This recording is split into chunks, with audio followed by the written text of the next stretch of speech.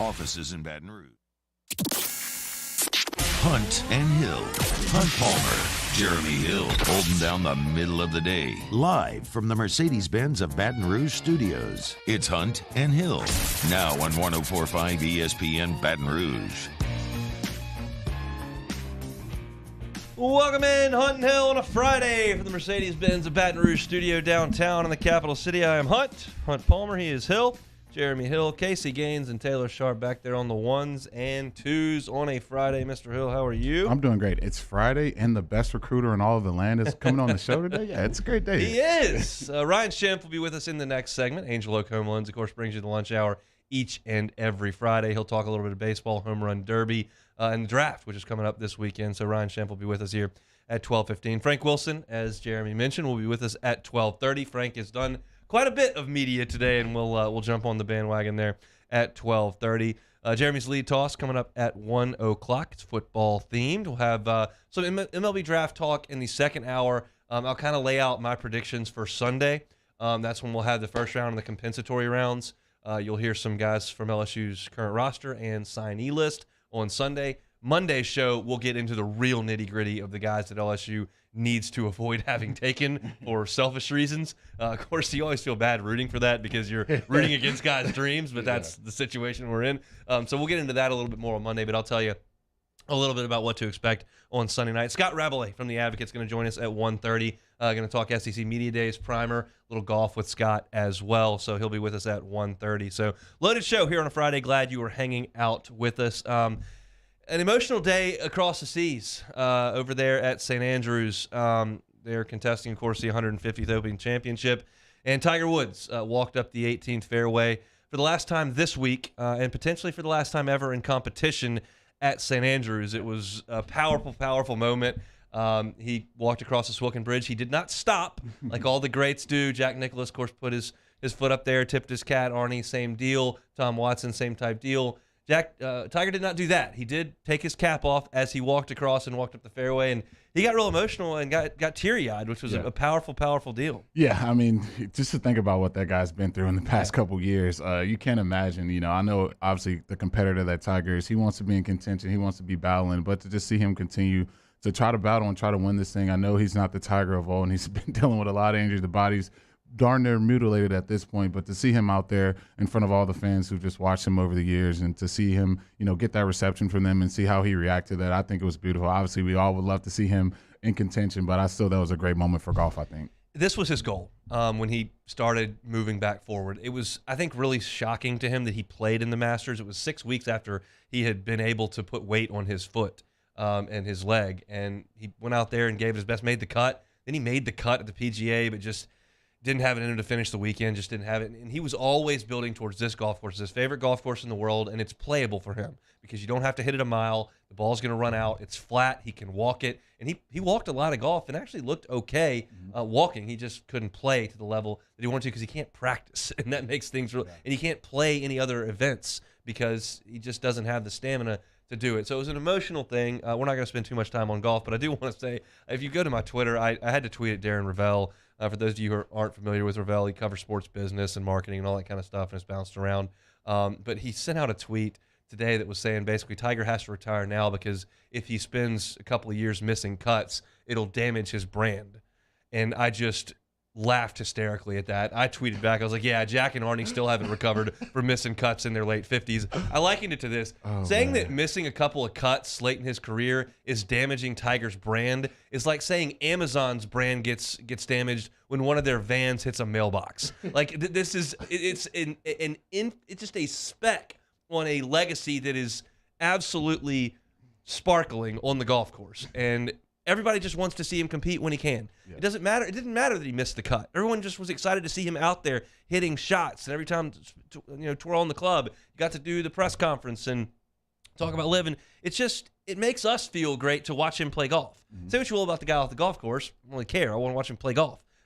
It's great to watch him play. And so Ravel just missed the mark by about 5 miles on that one, talking about Tiger. For a quick look at the scoreboard before we get to football here, Cam Smith is lighting the place up. He is playing the 17th hole right now. He is 8 under on his round today, 13 under for the championship. He leads Cam Young, who was the leader after yesterday's round, 3 under on his round through 14. He is 2 shots back of Cam Smith. Dustin Johnson was awesome this morning. He shot 5 under, so he is 9 under on the day. World number 1, Scotty Scheffler, is right there at 8 under par. Tyrrell Hatton is 8 under par as well. It is a loaded leaderboard. If you just go down to guys who are within the top 6, you've got Cam Smith, Dustin Johnson, Scotty Scheffler, Patrick Cantlay, Rory McIlroy. It's going to be an awesome weekend on the old course, but it will be played without Tiger Woods. I did want to get to a little bit of football before we talk to Ryan Schimpf of Angelo Homelands here in the next segment. LSU gets a commitment yesterday from a position of need. This is going to be a focus in this signing class as the offensive line. Paul Mabenga from Buford, Georgia, is an offensive lineman, rated a 3-star by most prospects, by most services, but Michigan was in the mix there. A&M was on the mix there. And LSU goes and gets what very likely is a center for them. But, Jeremy, we talked last week about the profile that Brian Kelly finds on the offensive line.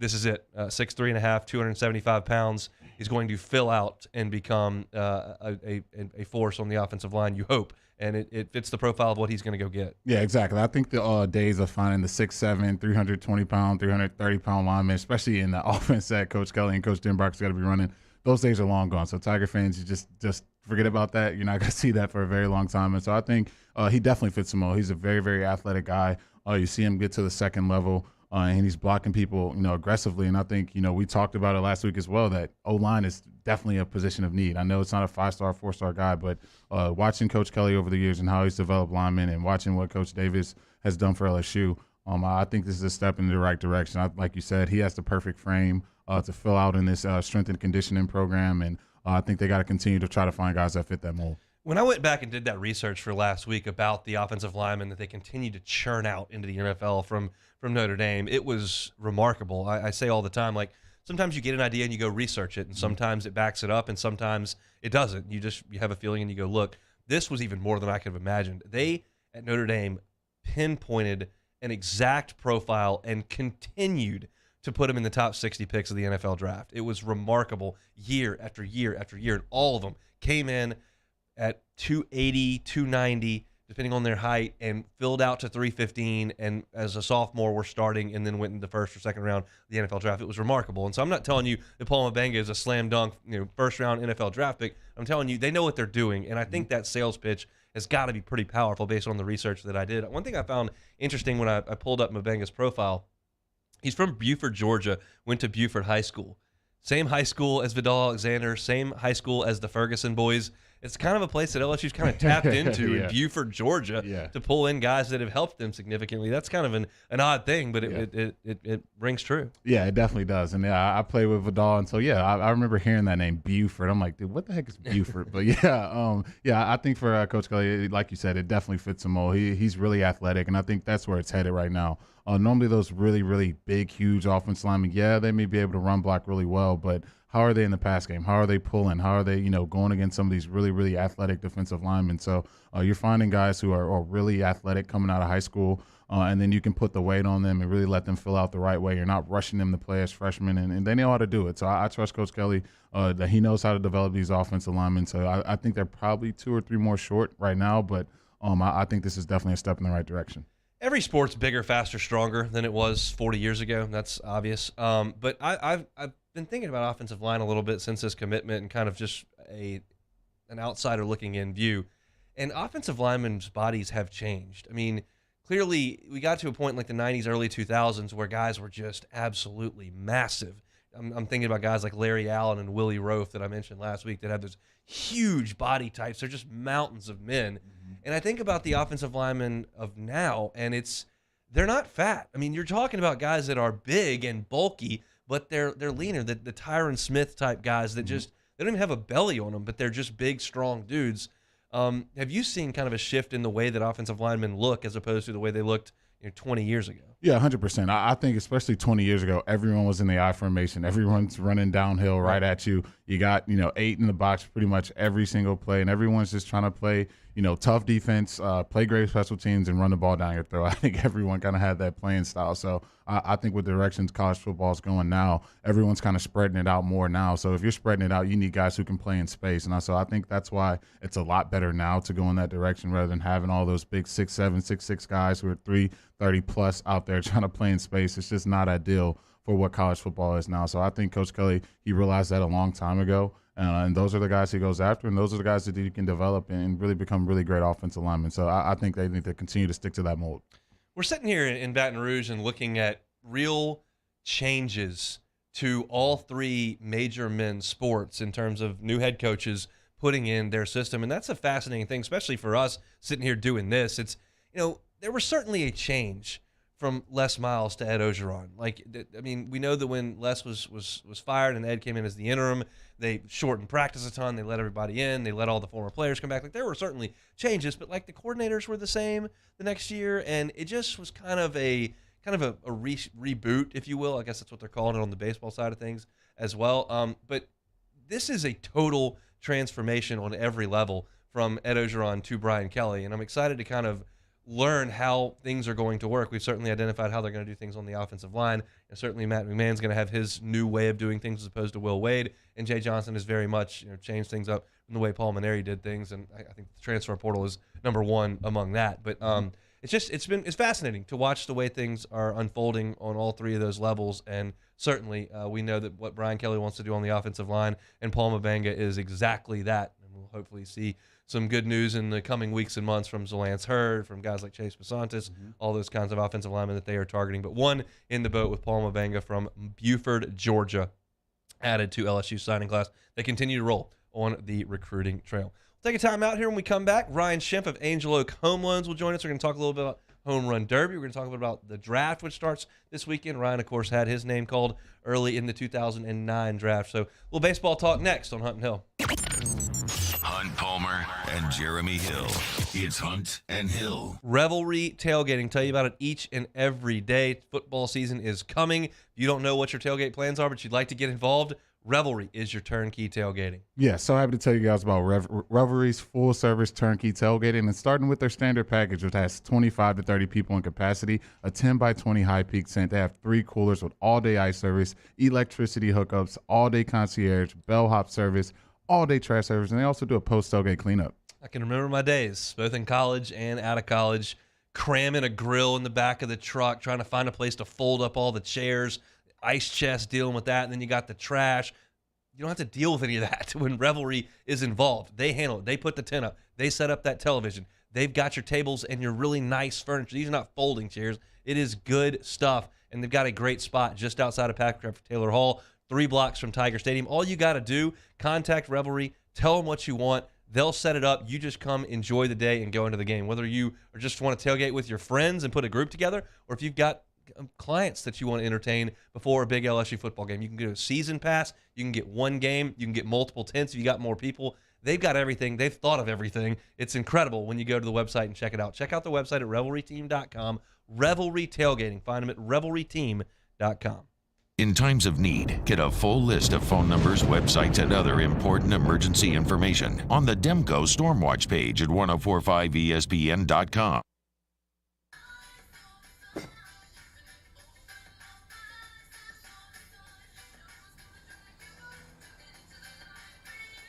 Miller Lite has more taste and only 1 more calorie than Michelob Ultra. Bayou Chrysler Dodge Jeep Ram has $10,000 off MSRP on all new 2022 Ram Black Widow trucks in stock. All new Bayou vehicles come with a 1 million mile powertrain warranty and free delivery. If you need sales or service, the crew at Bayou is going to do right by you.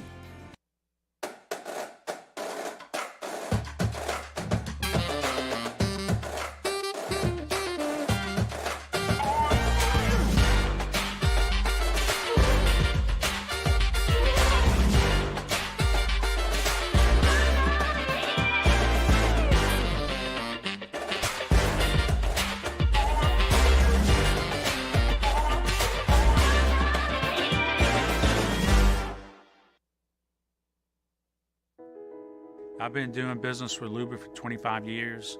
They're dependable, trustworthy. It's just the attention to detail with our clients. Our folks have years and years of experience.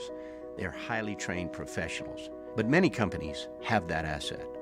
What I'd like to think makes Luba a bit different is that we use those talents in a way that truly is dedicated to serving the needs of the folks who depend on us. It's no secret. The best oysters in Baton Rouge are at Jolie Pearl Oyster Bar. Enjoy mouth-watering South Louisiana flavor and oysters from all over the country. And don't forget our nightly drink specials.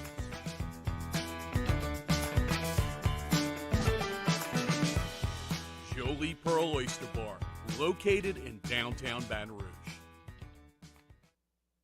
At All-Star Toyota, you get it all.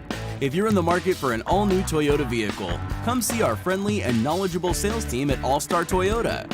Located in Baton Rouge at the corner of Airline and Goodwood, we've been serving our community since 2005 by offering a large selection of new Toyota cars, trucks, and SUVs. Get behind the wheel of your dream car and take a test drive at All-Star Toyota today.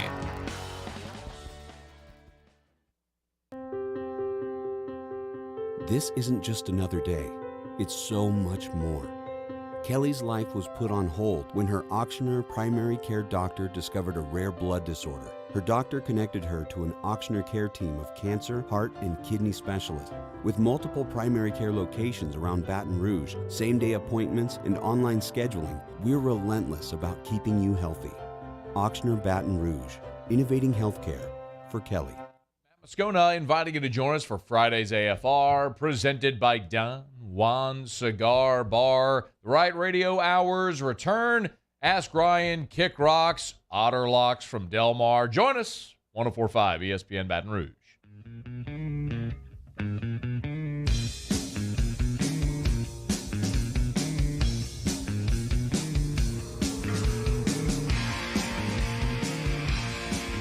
This is Hunt and Hill on 104.5 ESPN Baton Rouge.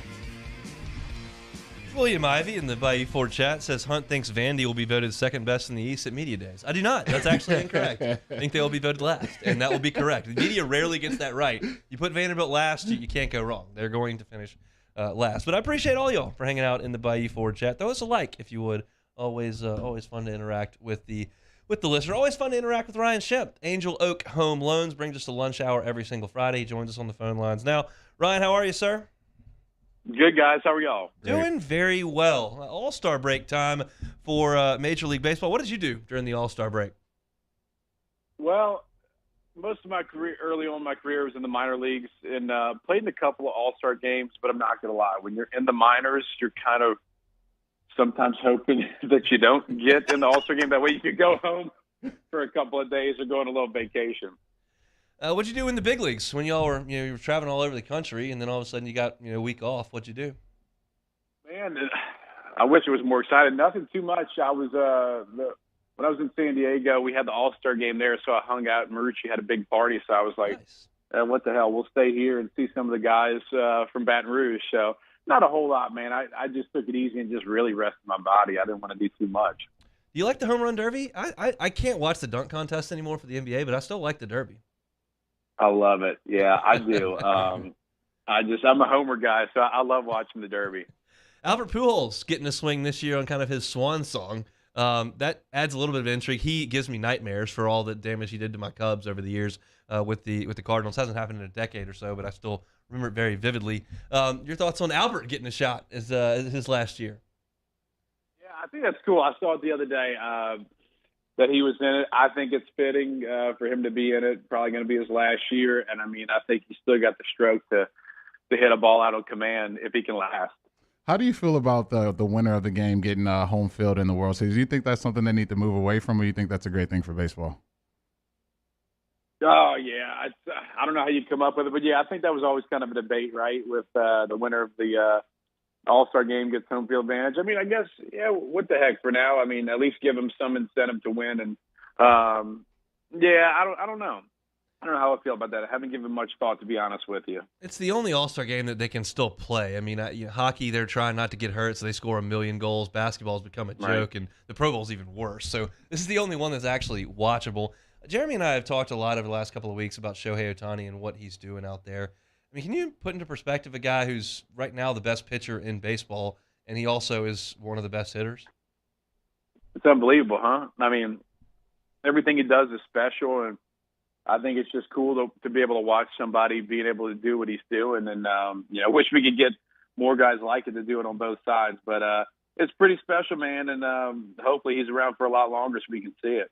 For sure. Ryan Schimpf, Angel of Home Loans, with us every Friday here on Hunt and Hill. I want to talk about the draft with you, Ryan. First of all, what are your memories of draft day? I'm assuming, I didn't go back and look this up, but it was sometime around Supers or Omaha because that's when the draft was back then. But your memories of draft day?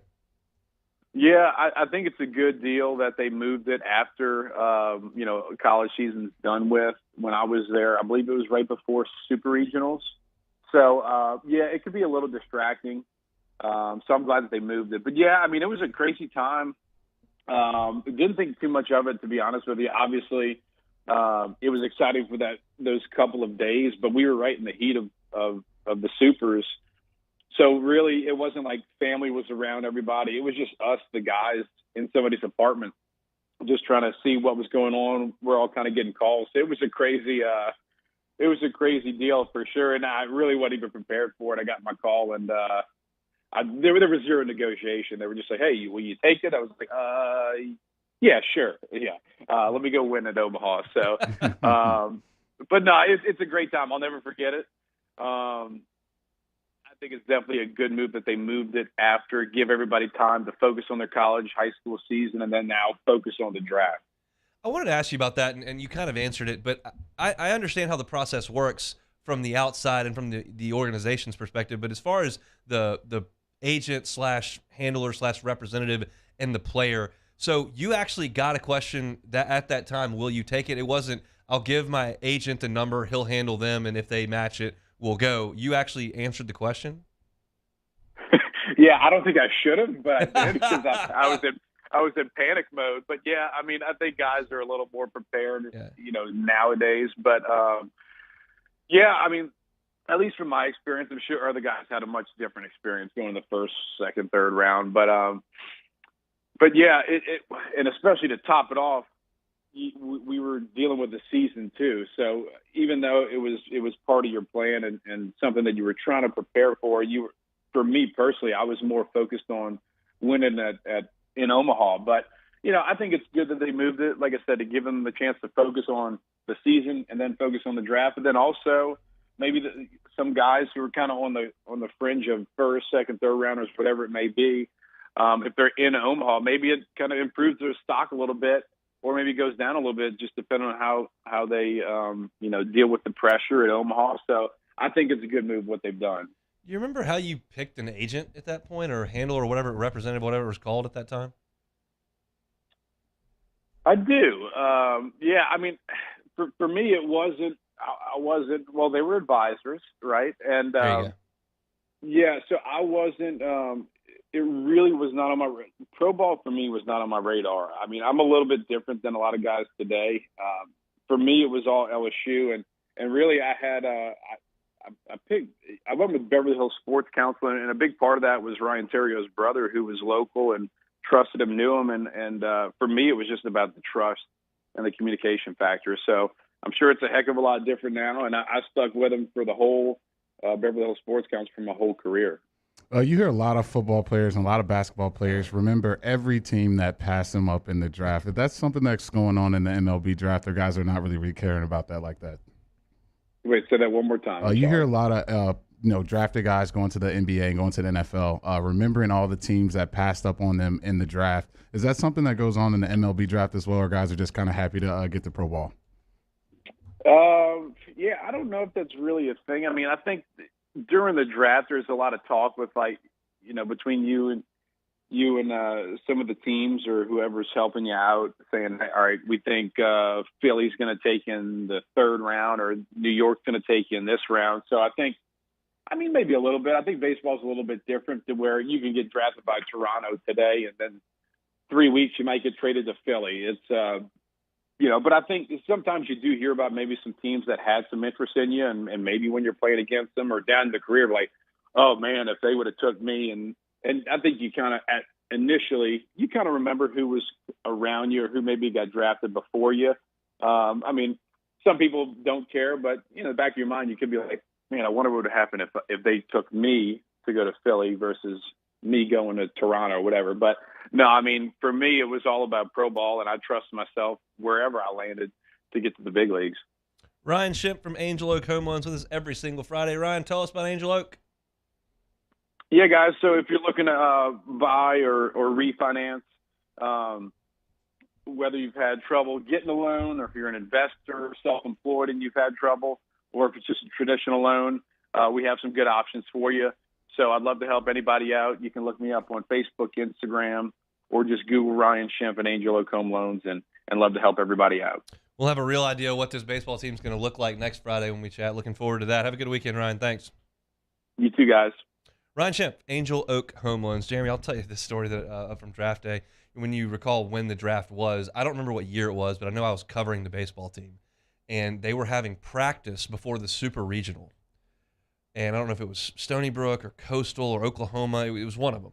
But they were having practice, and one of the guys, one of the GAs, had all the guys who were draftable's cell phones in the dugout while they were out practicing. And when they got a call that they had been picked, he would take that call and give it. And then that's how ridiculous the draft timing was. Now, I think Jay Johnson hates where it is now because of the transfer portal time and the roster management time and all that kind of stuff. It's just too late, I think he thinks.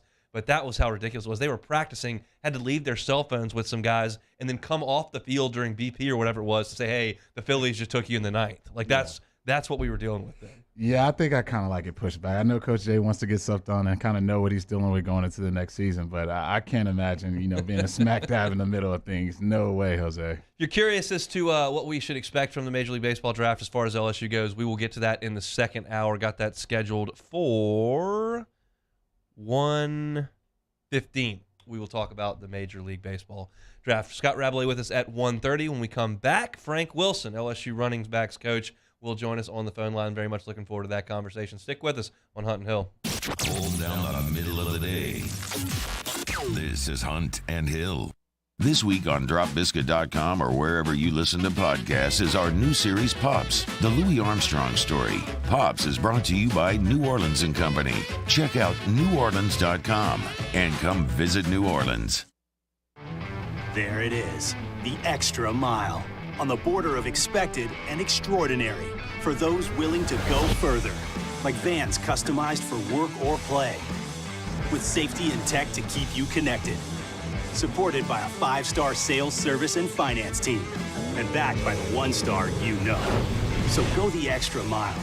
It's never crowded because so few have what it takes to go there. Mercedes-Benz Vans. Follow us on Twitter at 1045ESPN to cast your vote in the Citizens Bank and Trust poll of the day. Vote daily inside Off the Bench, Hunt and Hill, the early line. And after further review, Citizens Bank and Trust brings you the poll of the day via Twitter at 1045ESPN. Eli's always been into grilling. It took us a while to see it, but the signs were there. What are you doing, Eli? I knew grilling was my thing. I have been talking about it throughout my career. Happy with the results? I am. Got the new grill from barbecueguys.com. It performed great. My advice, as I always told my boys, do more of what you were born to do.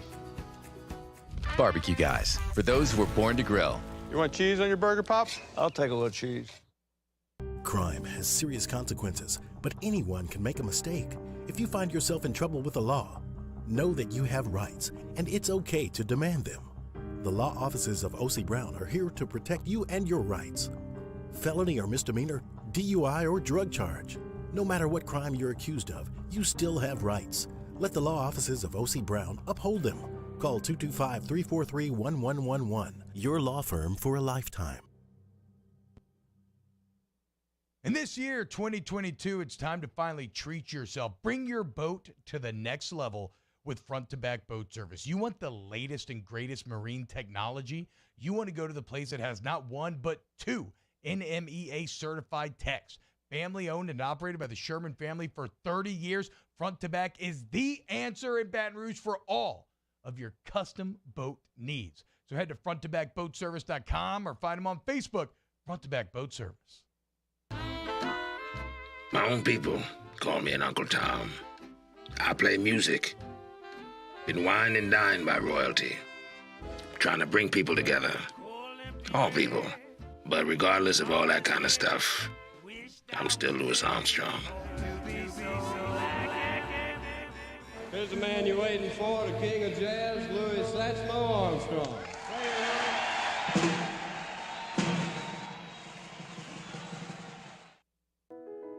I've been doing business with Luba for 25 years. They're dependable, trustworthy. It's just the attention to detail with our clients. Our folks have years and years of experience. They're highly trained professionals. But many companies have that asset. What I'd like to think makes Luba a bit different is that we use those talents in a way that truly is dedicated to serving the needs of the folks who depend on us. Are you a licensed contractor? There's lots of good contractors in Louisiana doing work the right way, but unfortunately, too many unlicensed contractors are working outside the licensing requirements. Working as a contractor in Louisiana requires a license for the company doing the work. The Louisiana State Licensing Board for Contractors wants to help you get licensed to allow you to conduct work legally. It's not difficult to get the license. We can help you. Go to lacontractor.org for more information. Licensed contractors, it's the law.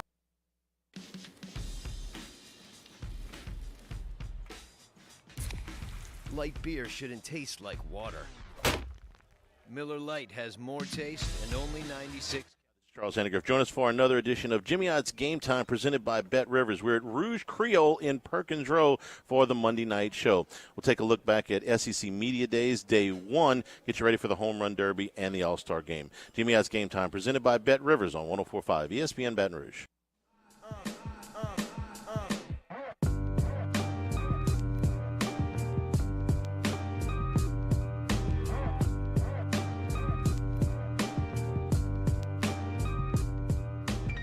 Hunt and Hill, 104.5 ESPN Baton Rouge. Friday edition, Hunt and Hill lunch hour brought to you by Angel Oak Home Loans. Appreciate Ryan Schimpf for jumping aboard in the previous segment. Our pleasure now to go back to the phone lines. Welcome in LSU's associate head coach and running backs coach Frank Wilson. Coach, we appreciate some time. How are you? Fantastic. Thank you guys for having me. It is our pleasure. Look, if I'd have told you back in 2012, 2013 that Jeremy Hill was going to lead the NFL in touchdowns, you probably would have said, yeah, that sounds about right. If I'd have told you he was going to be hosting a daily radio show, would you believe that? Not surprised because he speaks it very well and he's a natural at it. But I'm maybe surprised. Yeah, Coach, when I first met you, I will never forget this recruiting pitch. And it was simple and it was very easy, and I still remember it to this day. And all you said was, all I do is recruit pros. And so what is that eye for talent that you have? Talk about that. How do you know these guys are going to be pros at like 15, 16 years old? You know, it's funny you say that because I still use the line that I was engaged with a recruit not too long ago, and he talked about going to another school because he'll have a chance to be a pro. And I said to him, well, that's exactly our mantra. That's exactly what we do. We recruit young pros here, and we help develop them to live their dreams. You know, I don't know. There's no exact science to it, but there is a trained, discerning eye that sees movement skills, a size-speed ratio, and probably more importantly, the mental capacity makeup and what's in young student athletes to, yeah, he has what it takes. Because a lot of it is mental. Are they willing to do what it takes to become a pro? And that's half the battle. And so we've been very fortunate, very blessed over the years to have some. So you like this, Jeremy. Actually, right before you call, I was just talking to the guy in our running back room. He was sharing with me they were redoing the room with the guys that have played in the National Football League lately, as well as our history, and certainly the great ones. And the the Billy Cannons and the Kevin Falks, et cetera. But just to reflect that, and it's mind-boggling to know how many of you guys went on to become pros. It really is. There's been a lot that have come through the doors there at LSU. Coach, you were obviously a head coach at the high school level, but you had a chance to be a head coach at the college level as well, now back in a role that you were very familiar with here at LSU. What did you learn as a head coach that makes this go around, give you a little bit different perspective at LSU? Probably some of the things that I knew, that that administratively your athletic director, your president, are critical, but probably even more important than that, the resources of that alumni base that allows you to get the things that you need or feel are necessary to have the success. That the football part is one part of it, but to be on one accord with academic support, with strength and conditioning, with sports medicine, with so many other valuable pieces that makes a program successful, that support staff and all of those things matters immensely, and you cannot take it for granted. Chatting with Frank Wilson, LSU associate head coach and running backs coach. You've come in this year. Obviously, the last 2 years in Baton Rouge just have not been what most people anticipated. 2 years ago, everywhere it was crazy because of COVID and what went on with that season. But it's a couple of years about 500 for LSU. Culture change is kind of a catch-all term that everybody uses when there's a new head coach brought in. But what is the objective, and how do you get things back on track in terms of how things have gone the last 2 years and where it needs to go? I think Brian Kelly was right on time. I think he's the right guy for the job of what we need. I think his leadership is impeccable. I think his structure, his organization, his methodology of this is our approach. This is a championship way of thinking.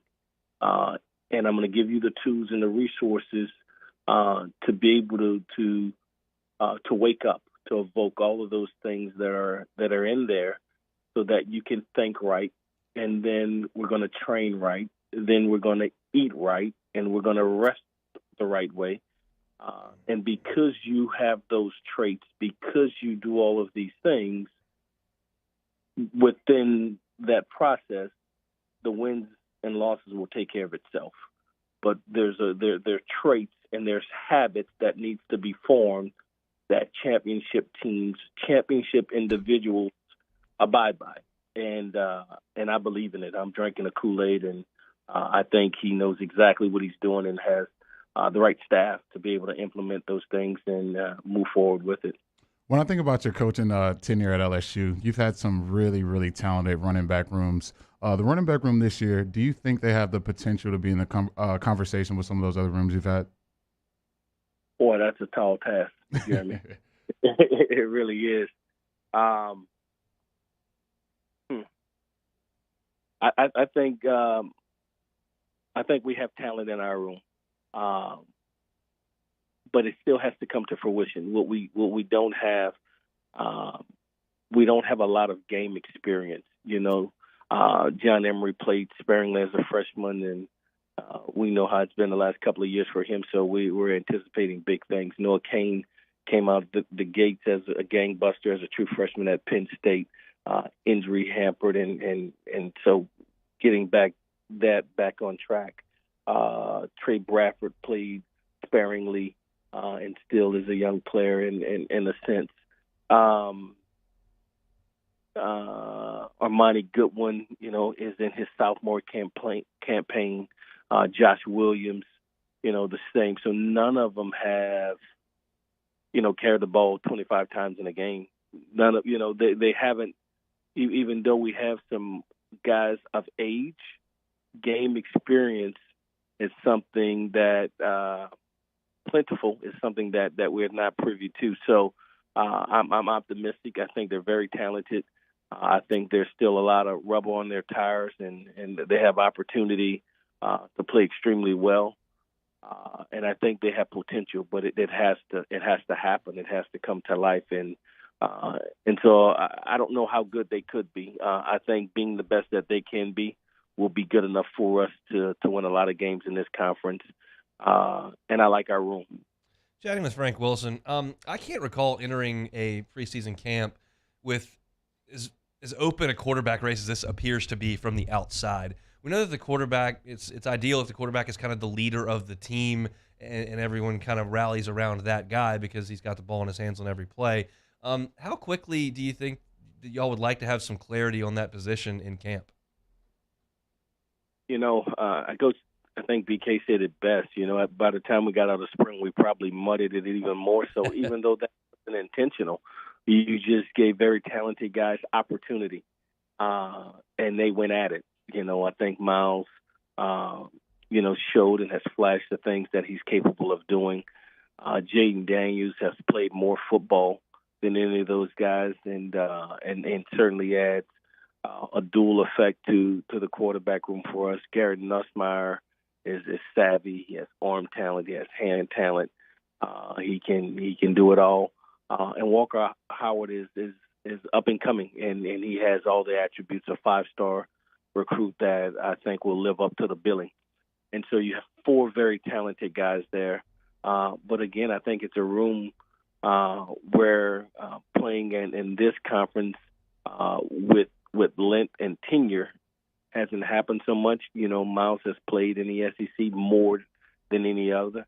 Jaden has played more collegiate football than any other. And right now you cannot tell Garrett Nussmeier he's not ready to go right now, nor Walker Howard. And so they're chopping at the bit. I think they're all extremely talented. And it's a good problem to have. And I'm glad I'm not the one that have to figure that out. That's Mike Denbrock, Joe Sloan, and Brian Kelly deal there. Let's talk about recruiting before we get you out of here, and we appreciate your time so much. Okay.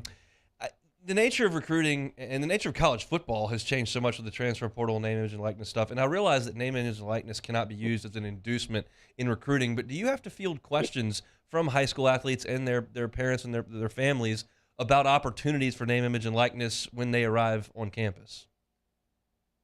You said, do we have to? Yeah, I mean, is that something that they're interested in learning about when they're in high school? Yeah, and it's part of our presentation. Yeah. We explain to them what is name, image, and likeness, and the criteria for it. That to receive these monetary gifts, you're asked to do whatever that company, that entity may ask of you, and through our compliance office, we'll lead you in the right direction. And we have people in place to educate them, to take them from step A to step Z, to maximize their name, image, and likeness. And it's the way it's the way in the age of where we're at right now. And so we've adapted to it. And I think it's something that we're competing with everybody else in the SEC right now. So, Coach, I got to tell you, I'm going to be there for camp. I'm gonna have to get in those little position drills with the backs. Like, I'm cool to do that for a day or something. I got to get in there. I got to mix it up with those boys. Come on, jump in. You cannot put on pads. I don't want you to hurt nobody, Jeremy. Coach Frank Wilson is our guest here on Hunt and Hill. Frank, you were on the show with Shay this morning and said something that caught my eye, and I've captured the clip. So we'll go and listen to this, and then I'll ask you to expound on this. But you were chatting with Shay, and this was Coach Wilson earlier this morning. Hey, Shay, just so you know, the greatest class ever is the 2011 class. Well, that's the FAM class. That's the FAM. That's the greatest class ever. The greatest class ever. That's Jeremy and his contemporaries there. Can you expound upon that? And I've caught some slack from it, all right? The 2010 class with Eric Reed and Tyron Matthews, like, Coach, really? Coach, you serious? Yeah, right? And so, of course, Leonard Class and he and Jamal Adams and all of those guys. But I'm just saying, from top to bottom, I think it's something ridiculous, like 12 out of 25 or whatever. But what made that class so unique was the bond. I mean, they did it. It wasn't so much just recruiting them. They recruited one another. They courted one another. I know Jeremy has not let you not know that he and Lyle gave birth to the class. And so, but it was a conscientious effort to recruit the best, that iron sharpen iron, and we're going to position ourselves to go to the national championship. And we did so in their freshman campaign with those guys, and what sincerely, I believe is the greatest class. Now, I'm not just talking about at LSU. I think it's the greatest recruiting class ever. That's some high praise right there. So I have to ask, Coach, is that something do you think that can be replicated again in the state of Louisiana? Like trying to get a group of guys from this state to kind of rally behind each other and come join the class and try to do something special? Yeah, you try to replicate it. Could it ever be done again? I don't know. Jeremy, to be honest. If we did, just like you guys in your freshman year, we'll be in a national championship.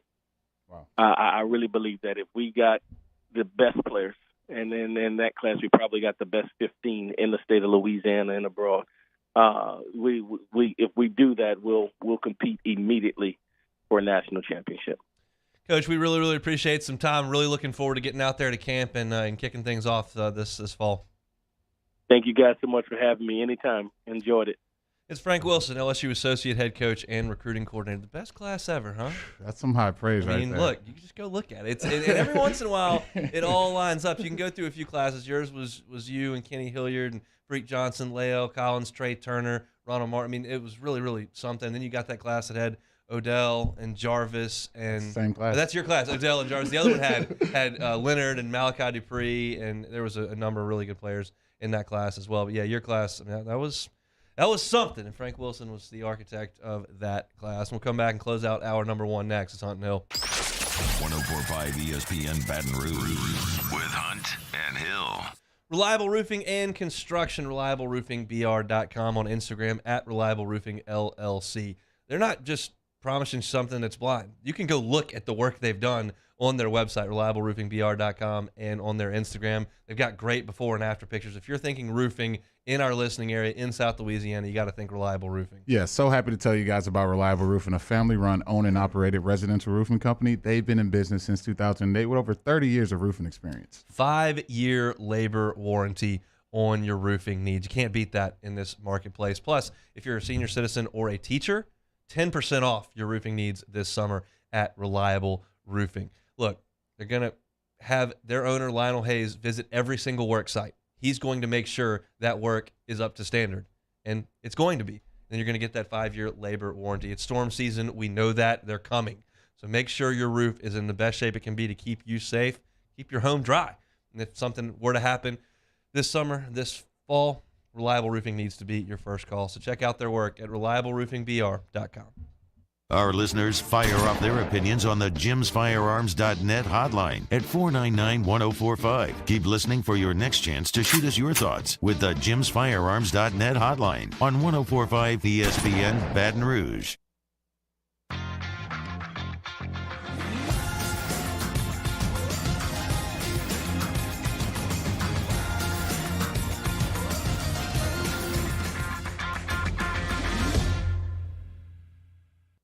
Bayou Ford has $10,000 off new Ford F-150s. We have new 2021 F-150s on our lot now with $10,000 off MSRP. And all new Bayou Ford vehicles come with a 1 million mile powertrain warranty. If you need sales or service, the crew at Bayou is going to do right by you. Gulf Coast Office Products is a nationally recognized Savin office equipment dealer based right here in Louisiana. Over 100 employees strong, Gulf Coast has the boots on the ground to support all vertical markets from education, engineering, legal, and finance. With the latest in office technology from desktop to production segment units, Gulf Coast and Savin have the perfect fit for you. Call 225-756-2644. That's 756-2644 for Gulf Coast Office Products.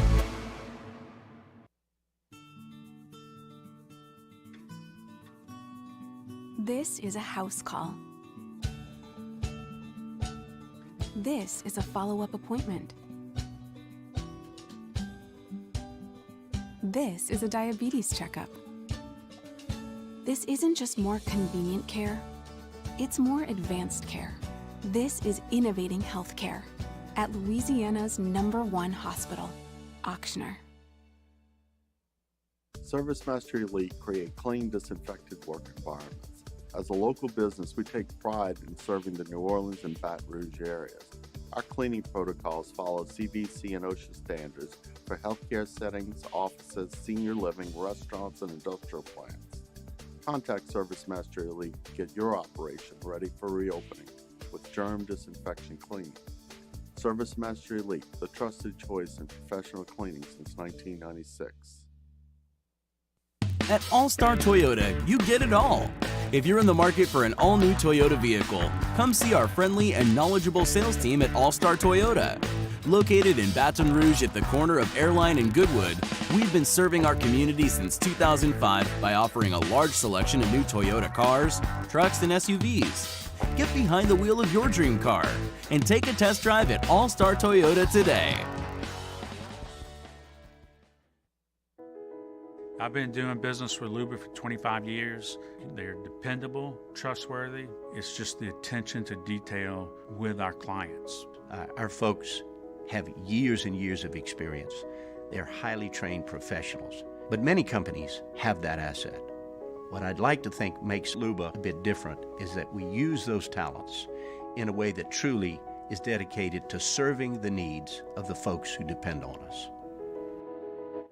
For Mondays, Off the Bench, as T-Bob and Hester will both be back in the host chair. We'll have a new edition of Weekend Winners, and Hold the Mayo joins the show for Spread Lines. Off the Bench, 7 to 10 a.m., 104.5 ESPN, Baton Rouge.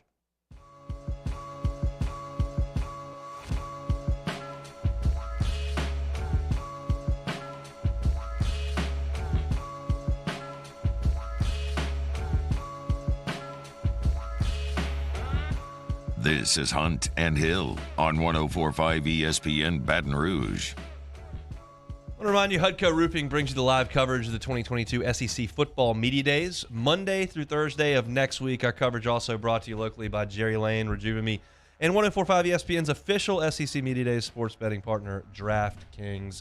So next week, it'll be the morning guys, Hester and T-Bob, as well as Matt, will be over in Atlanta for SEC Football Media Days. We will be wired in with them during our show and get some guests as they roam around Radio Row. So very much looking forward to a packed week next week of football coverage. Jeremy, I got to tell you, we're going to go over my Open Championship bets on Monday.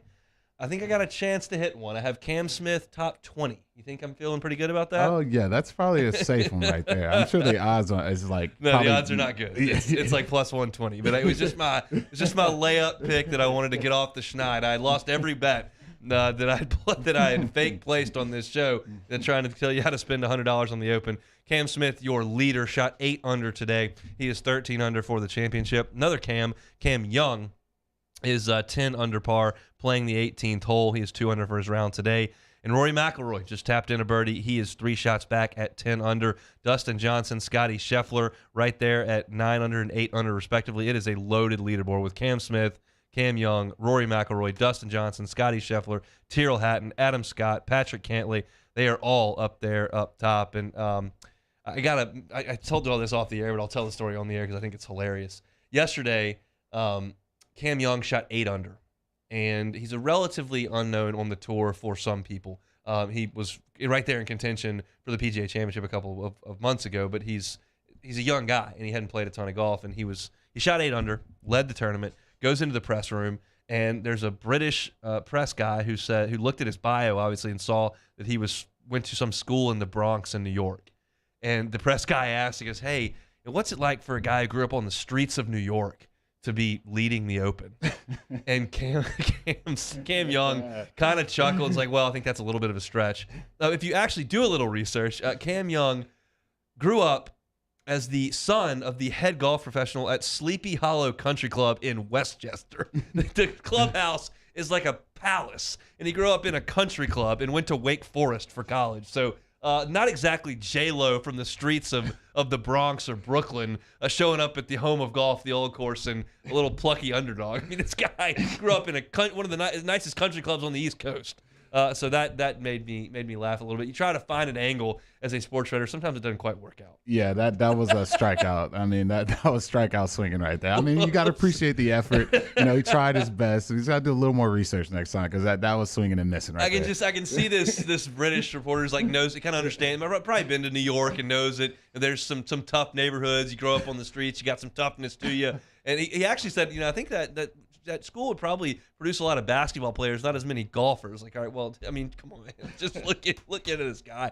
His dad's a head pro at a massive country club on the East Coast that probably costs $50K to even walk in the door. So that was an interesting run from across the pond. If you missed it earlier, we were talking about Tiger Woods tipped his cap as he walked across the Swilken Bridge today and said, look, I just don't know when I'm going to be back. And they may not play it open there for 8 or 9 more years. And so, Tiger may not be around to play competitively in that one. So he was pretty emotional. He started crying walking up the 18th, got a massive ovation. You saw Max Home and Matthew Fitzpatrick, who were playing with him, kind of hang back and let Tiger have the scene to himself. If you haven't seen it, check the video out online. It is pretty powerful stuff. But Tiger will not be playing the weekend at the Open Championship. Just too far back yesterday and couldn't get it into gear. But it is going to be an awesome weekend for some morning golf with the names that they have got the top of this leaderboard at the home of golf. Loaded hour number 1. If you missed it, go back and check it out on demand at 1045ESPN.com, on Apple Podcasts, on Spotify, on YouTube, anywhere you may find all of our stuff. I talked about Paul Mabenga, LSU's most recent commitment, likely a center on the offensive line from Buford, Georgia. We had Ryan Schimpf from Angel Oak Home Loans. Reminder, if you're looking for a refinance, looking to purchase a new home in your tough loan, or just looking for some traditional financing, angeloakhomeloans.com is where you can find Ryan Schimpf. He is happy to help you out with that. We had Frank Wilson at 12:30, had some great things to say, and so if you missed it, go back and check it out on demand. Scott Rabalais coming in the second hour. We'll also talk about the Major League Baseball draft that cranks up this weekend. I'll give you the names to look for this weekend. Jeremy's lead toss is going to kick off hour number 2. Don't go anywhere. We're working towards the weekend on a Friday. You're listening to Hunt and Hill.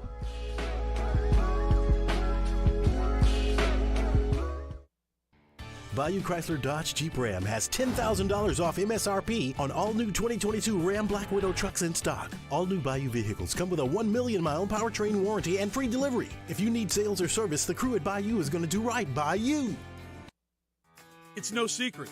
The best oysters in Baton Rouge are at Jolie Pearl Oyster Bar. Enjoy mouth-watering South Louisiana flavor and oysters from all over the country.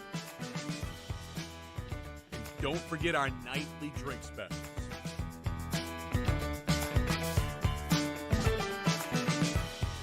Jolie Pearl Oyster Bar, located in downtown Baton Rouge.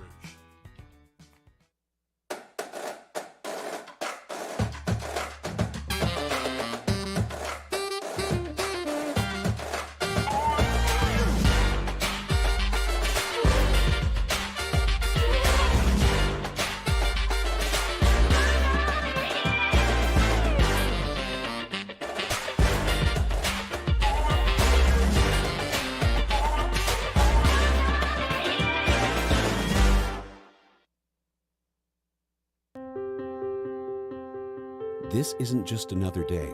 It's so much more.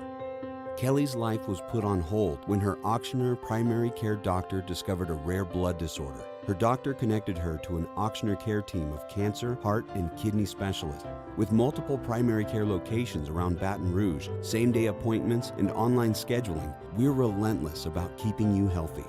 Auctioneer Baton Rouge, innovating healthcare for Kelly. Eli's always been into grilling. It took us a while to see it, but the signs were there. What are you doing, Eli? I knew grilling was my thing. I have been talking about it throughout my career. Happy with the results? I am. Got the new grill from barbecueguys.com. It performed great. My advice, as I always told my boys, do more of what you're born to do. Barbecue Guys, for those who were born to grill. You want cheese on your burger, Pops? I'll take a little cheese. Crime has serious consequences, but anyone can make a mistake. If you find yourself in trouble with the law, know that you have rights, and it's okay to demand them. The law offices of O.C. Brown are here to protect you and your rights. Felony or misdemeanor, DUI or drug charge. No matter what crime you're accused of, you still have rights. Let the law offices of O.C. Brown uphold them. Call 225-343-1111. Your law firm for a lifetime.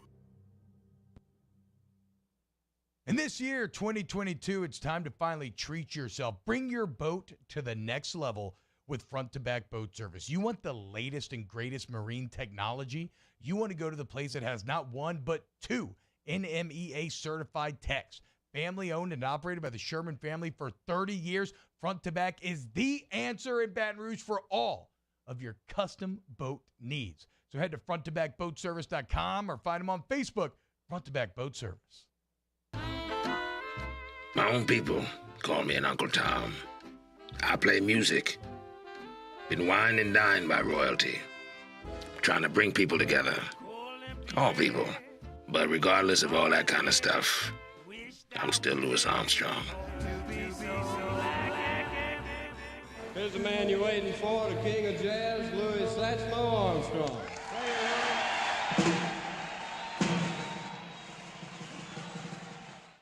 Bayou Ford has $10,000 off new Ford F-150s. We have new 2021 F-150s on our lot now with $10,000 off MSRP. And all new Bayou Ford vehicles come with a 1 million mile powertrain warranty. If you need sales or service, the crew at Bayou is going to do right by you.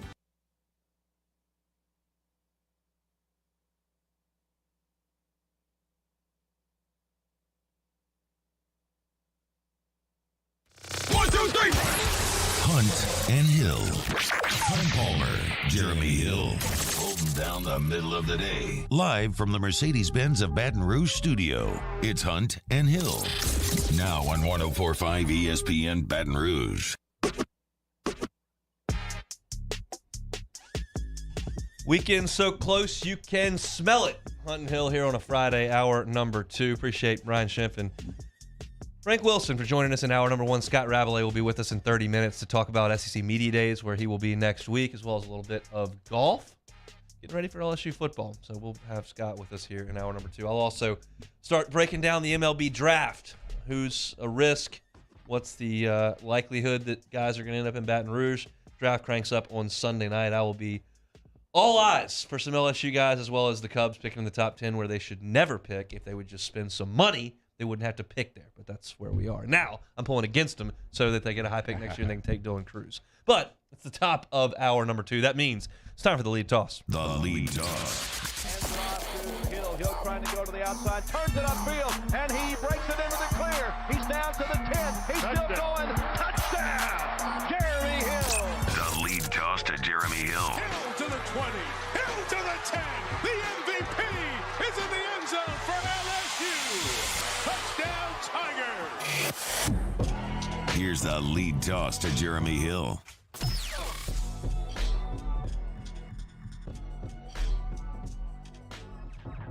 So I'm going to kind of pick up where I left off yesterday. And I'm going to be giving credit to some guys who probably don't get the credit that they deserve. And I'm going to talk about today the most underrated players in LSU football history. And these are some of the guys that, you know, we don't talk about every day. You don't hear these names all the time. You know, we're talking about Jets. We're talking about Chase. We're talking about Joey B. But the guys on this list, to me, they don't get the love they deserve. So I thought today would be a perfect opportunity to shine some light on some of these guys who play for the Tigers, who probably aren't the most, loved guys throughout the town. And, of course, I got to start with Baton Rouge's own, Redemptorist High School's own, Russell Gage at number 5. And so to me, being a guy that came to LSU as a defensive back, a true athlete, and being moved to receiver and finding a niche and finding a guy, not going to, blow you away with, 200-yard receiving games, but the guy just made plays. You put the ball in his hands, he's got to hurdle somebody, he's got to make an athletic play that you've never seen before.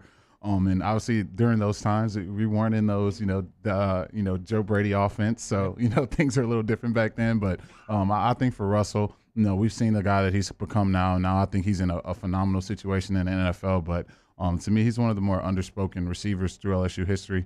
Obviously not going to blow you off the stat sheet, but to me, a very talented guy that probably doesn't get the love and the credit that he deserves. How do you feel about Russell Gage? So my Russell Gage memory, it comes from Shea, who was covering recruiting at the time, as he still does. And he said he went out to watch Russell Gage play in a Redemptorist game. He said this dude was playing quarterback, he was playing wide receiver, he was playing safety, he was making nachos, he was making sure the lights were turned on. Like, this dude was the only player out there at that point. And I just it caught the attention of the LSU staff. And it's one of those deals where I think they had a little room on the back end of the class. Maybe missed on some guys, certainly couldn't tell you the names or who they would have been. But they had some room, and they thought, this guy's a super athlete. He came to camp. We'll give him a shot. And, excuse me, he was never the top receiver on the team, but he certainly contributed, made a great diving catch in the end zone. I think that was against Auburn from Danny Etling right before the half. And has now carved out a really nice NFL career. So great story from a guy that just was doing everything for Redemptorist and got himself a shot and earned the same deal in the NFL. Kind of earned himself a shot and has made it work. Yep. And then I think for 4, I'm going to go with my old roommate here, man. My boy, one of the more wacky guys you'll ever be around, but boy, could this guy play some football. And that's my man, Sam Montgomery. We've talked about, some great defensive linemen in LSU history. You hear Glenn Dorsey, you hear some of those big-time names. But for Sam to be an All-American here, you don't hear his name talked about much. And that was a guy to me who was coming off an ACL, early on, who made freshman All-SEC. Battle back from that and continue to be dominant. And I still remember my favorite game as a Tiger, that South Carolina game. Yeah. Sam was just making plays. And, of course, he had to, do some bad news to the hometown state and Coach Spurrier and the crew. But to me, Sam was a guy who had just high intensity. He's rolling around in the ground just playing crazy. But, that guy was going to play to the whistle every single play. And so, to me, that's another guy for me. You don't hear his name all the time. But he's definitely a guy that definitely deserves a lot more credit than he gets. We've been doing this show for 11 months, and I just found out that Sam Montgomery was your roommate. That's an hour. That's an hour discussion. Oh, yeah. I was covering the teams when Sam was on there, and when Sonic Sam came out for interviews, everybody went. It was just he would hold court. He was unbelievable. I mean, when A&M beat Alabama that day, and Manziel basically clinched the Heisman, and y'all had beaten some. I think it was a non-conference game. And he came into the post game, and we said, "Yeah, A&M beat Alabama." He goes, "Johnny Football, Heisman, give it to him." I was like, and he was unbelievable. He told a story one time about how he was at his high school football practice, and his coach stopped practice and said, "Sam, come over here," and he introduced him. He was, keep in mind, from South Carolina, and Steve Spurrier, who is the head coach at South Carolina and a legend, was over on the sideline, and Sam went over there and had no idea who it was. He said, "Sam, this is Coach Spurrier. Hey, what's up?" Look, you got to be kidding me. I think the statutes of limitations is going by, so I think I can share this story because it's to let you inside the mind of Sam Montgomery because this guy is absolutely insane. And so there is a guy with a gun in front of WCA Apartments, and Sam thought it would be a great idea to charge this guy while he had a weapon in his hand, and he ended up with a broken jaw. So that's just inside the mind. The guy with the broken jaw? The guy with the weapon? Yeah, no, Sam ended up with the broken jaw. Sam ended up with the broken jaw. He thought it'd be a great idea to charge a guy with a gun. So that's just what's inside Sam's mind. He was just a crazy guy, but he played balls to the walls every single play. He gave it everything he had, but inside of that guy's mind, he's one of the more wacky guys you'll probably be around. So yeah, I think the next guy on the list is nothing like Sam Montgomery. He's totally different, and that's my boy Craig Stelz, man. I love watching Craig Stelz back in the day, rocking that 16, big elbow brace on, the dude running around the field, making plays, making interceptions, and he was a dog, man. I just love watching Craig play. He was one of the safeties that, to me, like I said, we've been doing this show for over a year. I don't think we've talked about Craig very much. Yeah. I don't think we've mentioned his name much, and he was a big part of those dominant defenses that LSU had back in the day. And so that was another guy to me that I think doesn't get the credit he deserves. And you got to give Craig Stelz some love. No, I mean, he was the safety on that really good team. Had I think he had at least 3 picks against Mississippi State. It may have been 4 in that opener where LSU won 49-0 on a Thursday night in 2007, and couldn't play in the national championship game because of the injury. But I guess I'll go here because when you said underrated, I started kind of racking my brain about who I would think and there's different instances of why guys would be underrated, whether it's they produced more than you thought or they were overshadowed by other guys, and that's what leads me for the same position to go immediately to Brandon Taylor because that's the one. Because and obviously I work with him now and we're buddies, but he was in a secondary with Tyrann Mathieu, Morris Claiborne, Ed Reed. I mean, it was just a loaded team in 2011. Brooks. Yeah, and he was just kind of the guy back there, but he was awesome and would have carved out a longer career with the Chargers if it hadn't been for injuries. But when you're in a DB room with those kind of guys that are winning Thorpe Awards and Bednarik Awards and going to the Heisman ceremony, and you're just the guy back there wearing 18, like he immediately came to my mind when you were thinking, and Craig's kind of the same way, playing on a championship level defense with guys like Glenn Dorsey, and you just don't. Sometimes you get overshadowed. He may have, but certainly Brandon did on his. Yeah, and I think number 2 on my list, I got to go back to the genesis of me just remembering football in general. And my first memories of LSU football is watching this guy play quarterback, and I got to go with my boy Rohan Davey. A quarterback, when you got Joe Burrow, you got, Matt Flynn going to win national championships, and I think Mark gets a lot of love here too, but to me, Rohan, he ushered in this new era of LSU football. and got it going in the right direction and got it, to me, he started this, what LSU football is today and playing at a high level. So to me, Rohan was a really, really talented college quarterback, especially for LSU. And I think that's another name that we don't really talk about much here in Baton Rouge. But, boy, when I think, being a kid, probably 6, 7 years old watching LSU football, it was Rohan slinging the rock. So I think Rohan definitely is a more underrated player in LSU who definitely deserves a little love too. You can't rewind time.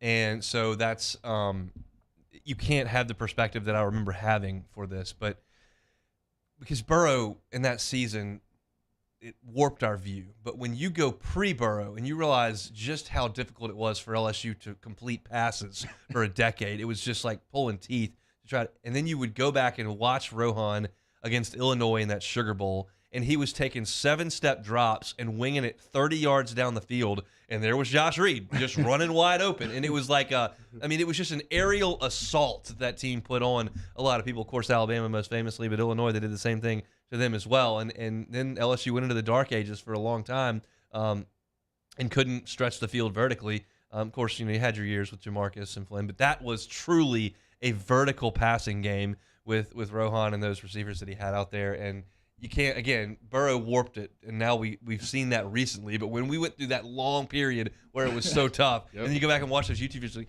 man, they're slinging it 30 yards down the field all the time, and they're completing half of them. And we never do that now. It's a totally different game.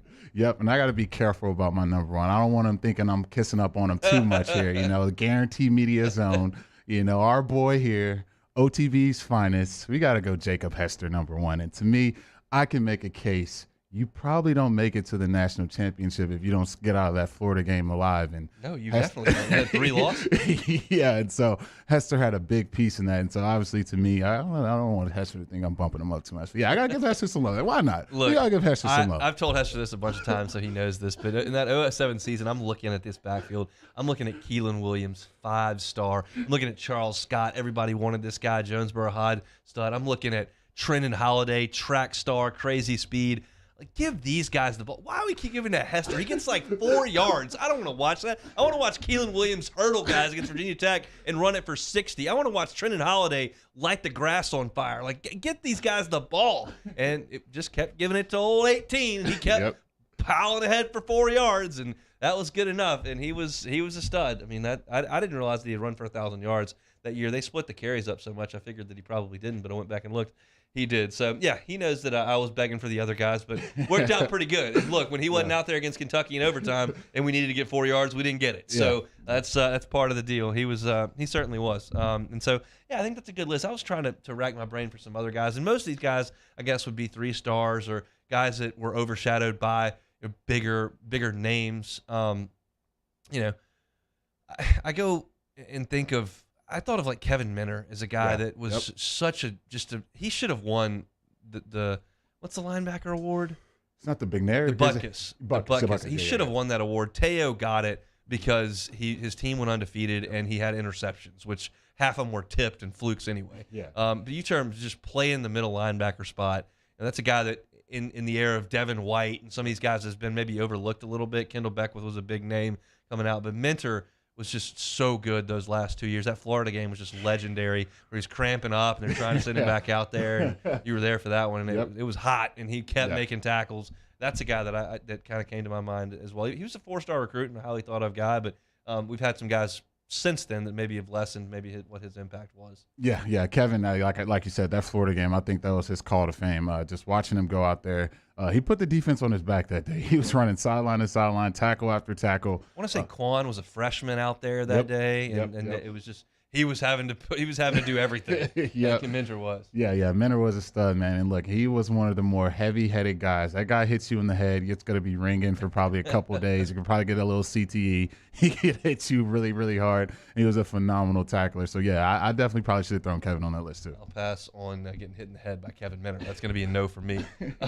We got Scott Rabalais coming up in about 15 minutes to talk SEC Media Days with us here on Hunt and Hill. When we come back, MLB draft starts on Monday. What names will you hear on Monday before things really get interesting it starts on Sunday, I should say. What names will you hear on Sunday before things really get interesting for LSU on Monday? That's next on Hunt and Hill. Hunt Palmer and Jeremy Hill. It's Hunt and Hill. Bayou Ford. Check them out at BayouFord.com. The entire inventory is right there. But we've been telling you this week about their service department and how great it is, how necessary it is this time of year. We know a lot of people are packing up the crew and heading to the beach, heading on vacation, heading to the grandparents' house, heading across the country, down the coast. You can't have your car breaking down or having some issues when you're taking the family on the road. They've got a road trip ready, complimentary multi-point inspection. They'll look at your brakes, your battery, your tires. They'll look at it all. And if they find something that's not right, they're going to give you 10% off when you take advantage of this complimentary multi-point inspection. So if you're about to get on the road, Bayou Ford needs to be your call. And look, I don't have time to go to the dealership. I got to go to work. I got to get the kids to well, wait. They will make that easy for you. They will drive to your home. They will give you a loaner so you can go about your day. They'll take your car back to the dealership, go through this whole process, and make sure your car's ready for the road. Yeah, and they have an awesome special going on right now on a brand new, all-new 2021 Ford F-150 Black Widow Edition. All the bells and whistles blacked out, and they're also giving you $10,000 off MSRP, and you're also getting a 1 million mile powertrain warranty on that baby. Tell the Gagnes we sent you down there. Go to BayouFord.com. Bayou Ford, where they're going to do right by you. In times of need, get a full list of phone numbers, websites, and other important emergency information on the Demco Stormwatch page at 1045ESPN.com. At Rejuvame, we specialize in medically monitored hormone replacement therapy, giving you the energy you need for all life's challenges. We can help get your day started. 1, 2, 1, 2.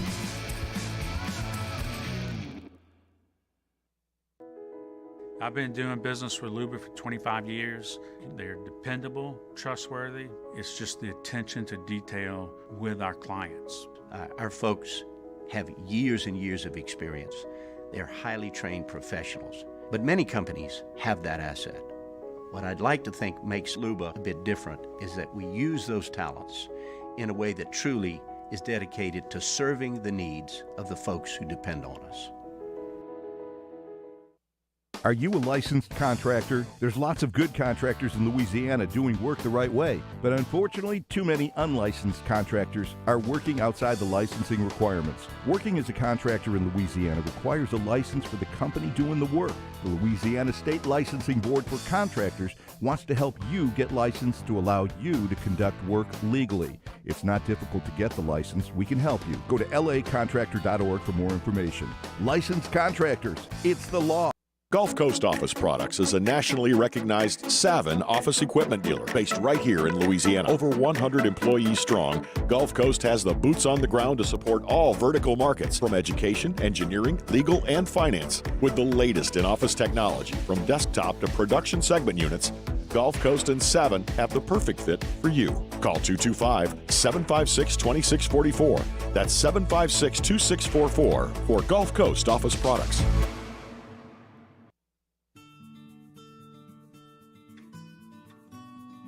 This is a house call. This is a follow-up appointment. This is a diabetes checkup. This isn't just more convenient care, it's more advanced care. This is innovating healthcare at Louisiana's #1 hospital, Auctioner. ServiceMaster Elite create clean, disinfected work environments. As a local business, we take pride in serving the New Orleans and Baton Rouge areas. Our cleaning protocols follow CDC and OSHA standards for healthcare settings, offices, senior living, restaurants, and industrial plants. Contact ServiceMaster Elite to get your operation ready for reopening with germ disinfection cleaning. ServiceMaster Elite, the trusted choice in professional cleaning since 1996.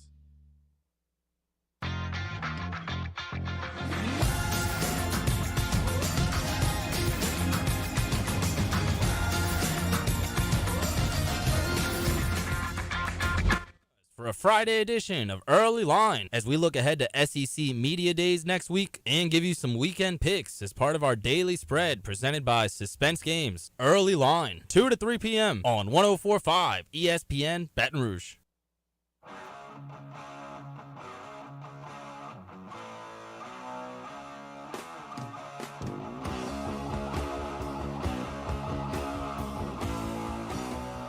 Hunt and Hill 104.5 ESPN Baton Rouge. Scott Rabalais with us in 11 minutes. So quick segment here talking about the MLB draft. That will start on Sunday. It will crank up at 6 o'clock. You can catch it on ESPN or the MLB Network. They will have 74 picks on Sunday night. So it'll be round 1 with the compensatory round of round 1, and then round 2 with the compensatory round. The 74 picks on Sunday. I give this every year. I think everyone kind of understands, but if you're kind of in and out or haven't paid as much attention, here's how it works. Every team gets a value of money for its first 10 rounds. You can use that money any way you want. There are slot values, but it doesn't mean you automatically get that if you were drafted in that spot. The 22nd pick is not locked into that dollar amount. All that matters is the teams get a pool, and they can do whatever they want with it. They can sign guys for overslot and then sign some more for under. That's why they draft senior guys. But if you draft a player in the first 10 rounds and you do not sign him to a contract and he ends up going to school or whatever, you lose that slot value from your draft pool. So it's money gone that you can't use to sign anyone else. So you have to sign your first 10-round picks. There's no penalty for rounds 11 through 20, but you have to sign. So if an LSU player or signee is drafted in the first 10 rounds, it is very, very likely that that player will sign. It's not set in stone. We were just watching Kumar Rocker highlights, and the Mets drafted him in the first round last year out of Vanderbilt, and they didn't like his medical, so they lowballed him, and he said, I'm not signing. So he didn't sign. But it's very, very likely, if a name is called, that he's going to sign. So if one of these guys is drafted in the 6th round, you say, oh, well, he can come to LSU and be a first-round pick. Well, they called his agent and him and said, hey, this is what we'll pay you for this pick, and that player agreed. So, yeah, I'll sign for that. And so they drafted him. That's how this whole thing works. So on Sunday, who will you hear from LSU? Of course, you're going to hear Jacob Berry, and you're going to hear Cade Doty. You're going to hear those two guys' names called on Sunday, and they will sign. Here are the signees that you will hear on Sunday. Justin Crawford, for sure. He's going to go in the top 15 picks. That's Carl's son, outfielder from Nevada. You will not see him in Baton Rouge. Robbie Snelling is going to go in the first 20 picks. He's a left-handed pitcher from Nevada as well. He's from Reno, throwing 98 miles an hour. Nasty, nasty stuff. He ain't coming to Baton Rouge to take Psychology 1001 or play in the box. He's going to sign. Tucker Toman, third baseman from South Carolina. He's going to go in the first 25 picks. Elite switch-hitting bat, probably a third baseman, potentially a second baseman or shortstop. You're going to see Tucker Toman off the board on Sunday as well. Chase Shores will go on Sunday. Big 6'9" right-hander, throws 98 miles an hour. There's been some chatter lately that he may potentially have a huge price tag assigned to him. I think he's going to get it. So I'm expecting to see him go on Sunday. If you don't hear Chase Shores on Sunday, I don't think he's signing because he's a top 74 pick all day long. So he's not getting taken in the 6th round. Nobody's going to have the money to sign him in the 6th round. So those are the guys that I'm very, very comfortable saying you will hear their names called on Sunday. I believe that you're going to hear Mikey Romero's name called on Sunday night. That's the shortstop from California that came immediately with Jay Johnson, was committed to Arizona. I think you will hear him in the first 74 picks. I feel pretty comfortable with that. Jacob Mizorowski, big right-hander from junior college. You're going to hear his name on Sunday. He's throwing 99 miles an hour. I just don't think he's going to make it through. So you're going to hear him. And I think Brady Neal's name is going to be called on Sunday. That's my opinion. He's iffy there. He's somewhere between 40 and 70, I think, is probably where you would see him. If you don't hear Brady Neal's name on Sunday, pretty good chance he's going to stay in Baton Rouge. He's actually enrolled in school right now and is spending time here. So that's your question mark there. After that, I don't think you're going to hear anybody else on Sunday. Potentially Jaden Newt. He could be a guy that goes in the top 74. That's another question. So we'll see. I think the two names that you should be listening for would be Jaden Newt and Mikey Romero and Brady Neal. Those three names are the ones you need to listen for. You're going to hear Crawford. You're going to hear Shores. You're going to hear Snelling. You don't worry. I don't even consider those guys. Jay Johnson has said there are 5 guys we have no chance of getting. But that's where you're looking in this draft. And we'll know on Monday when we hit the airwaves what has happened Sunday night, and then they'll be starting up the draft on Monday, and we'll really know over the next couple of rounds what the future is for some of these guys like Gavin Guidry, like Jared Jones, like Nick Bronzini or Michael Kennedy. That's where we are. But I think the key names on Sunday would be Jaden Newt, would be Mikey Romero. Jaden Newt, Brady Neal, and who was the third one I said? Brady Neal, Jaden Newt, and Mikey Romero to a degree. But I think that ship has sailed. That's kind of where I am for Sunday. Yeah, I think Mikey Morrell comes to town, and I think Newt comes to town as well. I still think you need a catcher in this class, and I think we pretty much think Ethan's probably going to come. Safe to say that. So, you're going to at least get one catcher, but I want one of those 5-star catchers. So. Jared Jones would be huge. I don't think he is a risk in the first 2 rounds, so I don't think he's a risk. It's possible. I mean, anything can happen in the draft, but I don't think he is a first 2-round pick guy. I think he's a guy that if he were to sign, it would be that he got $800,000 in round 4 or something and sign for that. I don't know what the numbers are for these guys, and that's the way it works. The issue with these guys is that they will go to their agent and they will say, here's the number I'm willing to sign for, whether it's 2.3, whether it's $800K, whatever that number is. And that number is told to the teams. The question is, when you say I'm holding out for $2.1 million, that's the number I'm going to LSU. And they knock on the door and say, hey, we got 1.6. And then you got to say no to 1.6. That's how the game works. And there have been guys that Pulmonary was not thrilled with because we got their number and then found out what they signed for, and it was way less. Because it sounds great when the draft is in July, and in April you tell the baseball coach, they don't give me $2 million, I'm coming. And then you sign for 1.4, and they're like, well, you just took a $600,000 discount. Yeah, but I got 1.4 million. So that's the game that you play here, and it's tough once that check is offered for you to say, I'd really rather go take Greek mythology over there and lock it and play some college ball as opposed to taking the check. Yeah, it's tough. And I think anytime you got to deal with injury, we just saw like the situation with the Vandy pitcher. It's you get injured, you're gonna lose money. So when you got the money right there on the table, sometimes it's really, really hard to pass that up to wake up to go take a chemistry final. And so I think for this team, we know how talented this roster is already. Just with the guys they got in the transfer portal and the guys you got coming back from last year's team. But if you can insert some of these really, really talented freshmen into this class and some of these guys decide to come to Baton Rouge, man, looking at this roster for next season, it's going to be extremely scary to see. So I'm very intrigued to kind of see what some of these guys' decisions are because you got the number 1 recruiting class, and now it's really trying to get some of these guys to come to Baton Rouge. So just quick search there. The final pick of Sunday night, which is the 74th pick of the compensatory B round, is a slot value of $887,000. So theoretically, in theory, every single person that is drafted on Sunday night is going to get somewhere north of $888,000.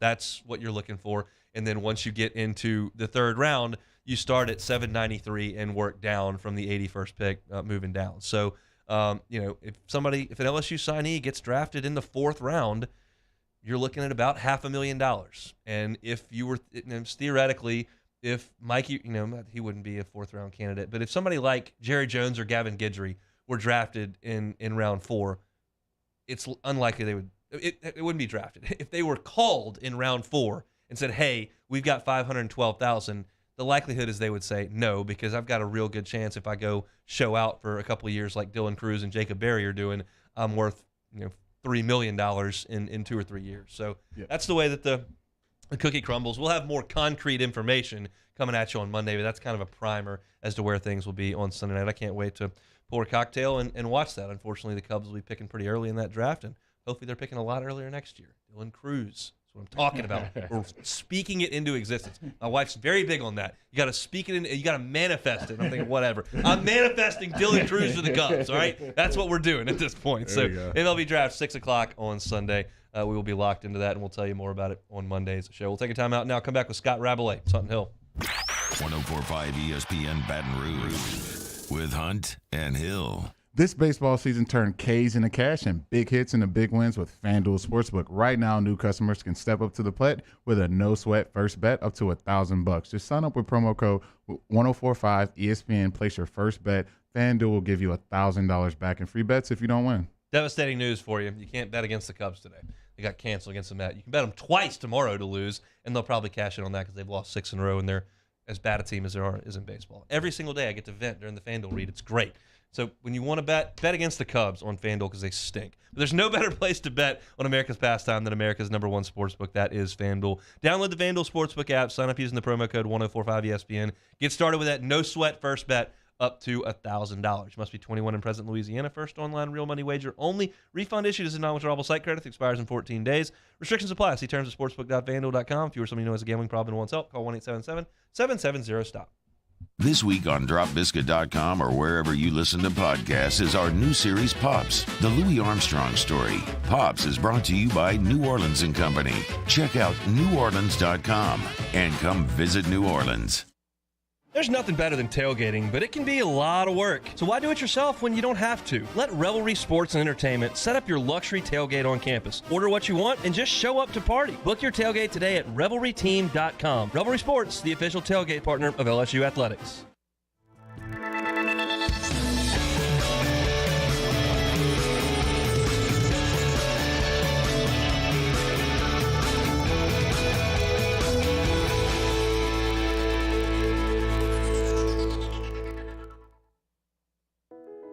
I've been doing business with Luba for 25 years. They're dependable, trustworthy. It's just the attention to detail with our clients. Our folks have years and years of experience. They're highly trained professionals. But many companies have that asset. What I'd like to think makes Luba a bit different is that we use those talents in a way that truly is dedicated to serving the needs of the folks who depend on us. It's no secret. The best oysters in Baton Rouge are at Jolie Pearl Oyster Bar. Enjoy mouth-watering South Louisiana flavor and oysters from all over the country. And don't forget our nightly drink specials.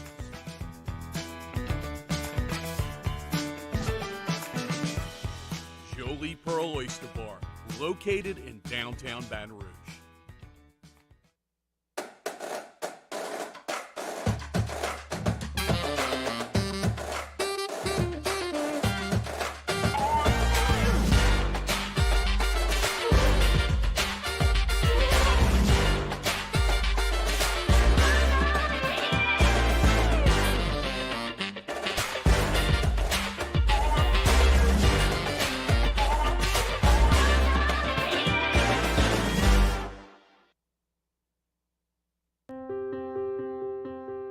This isn't just another day, it's so much more.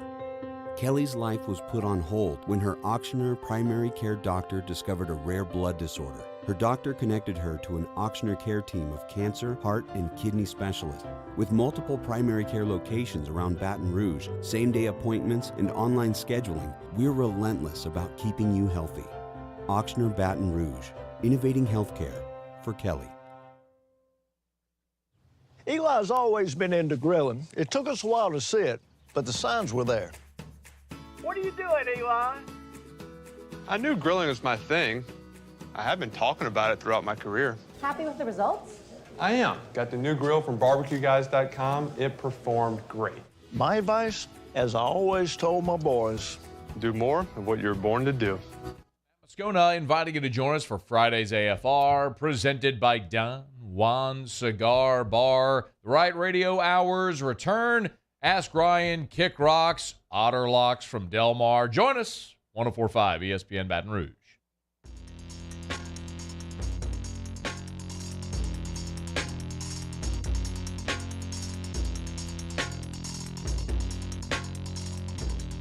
This is Hunt and Hill on 104.5 ESPN Baton Rouge.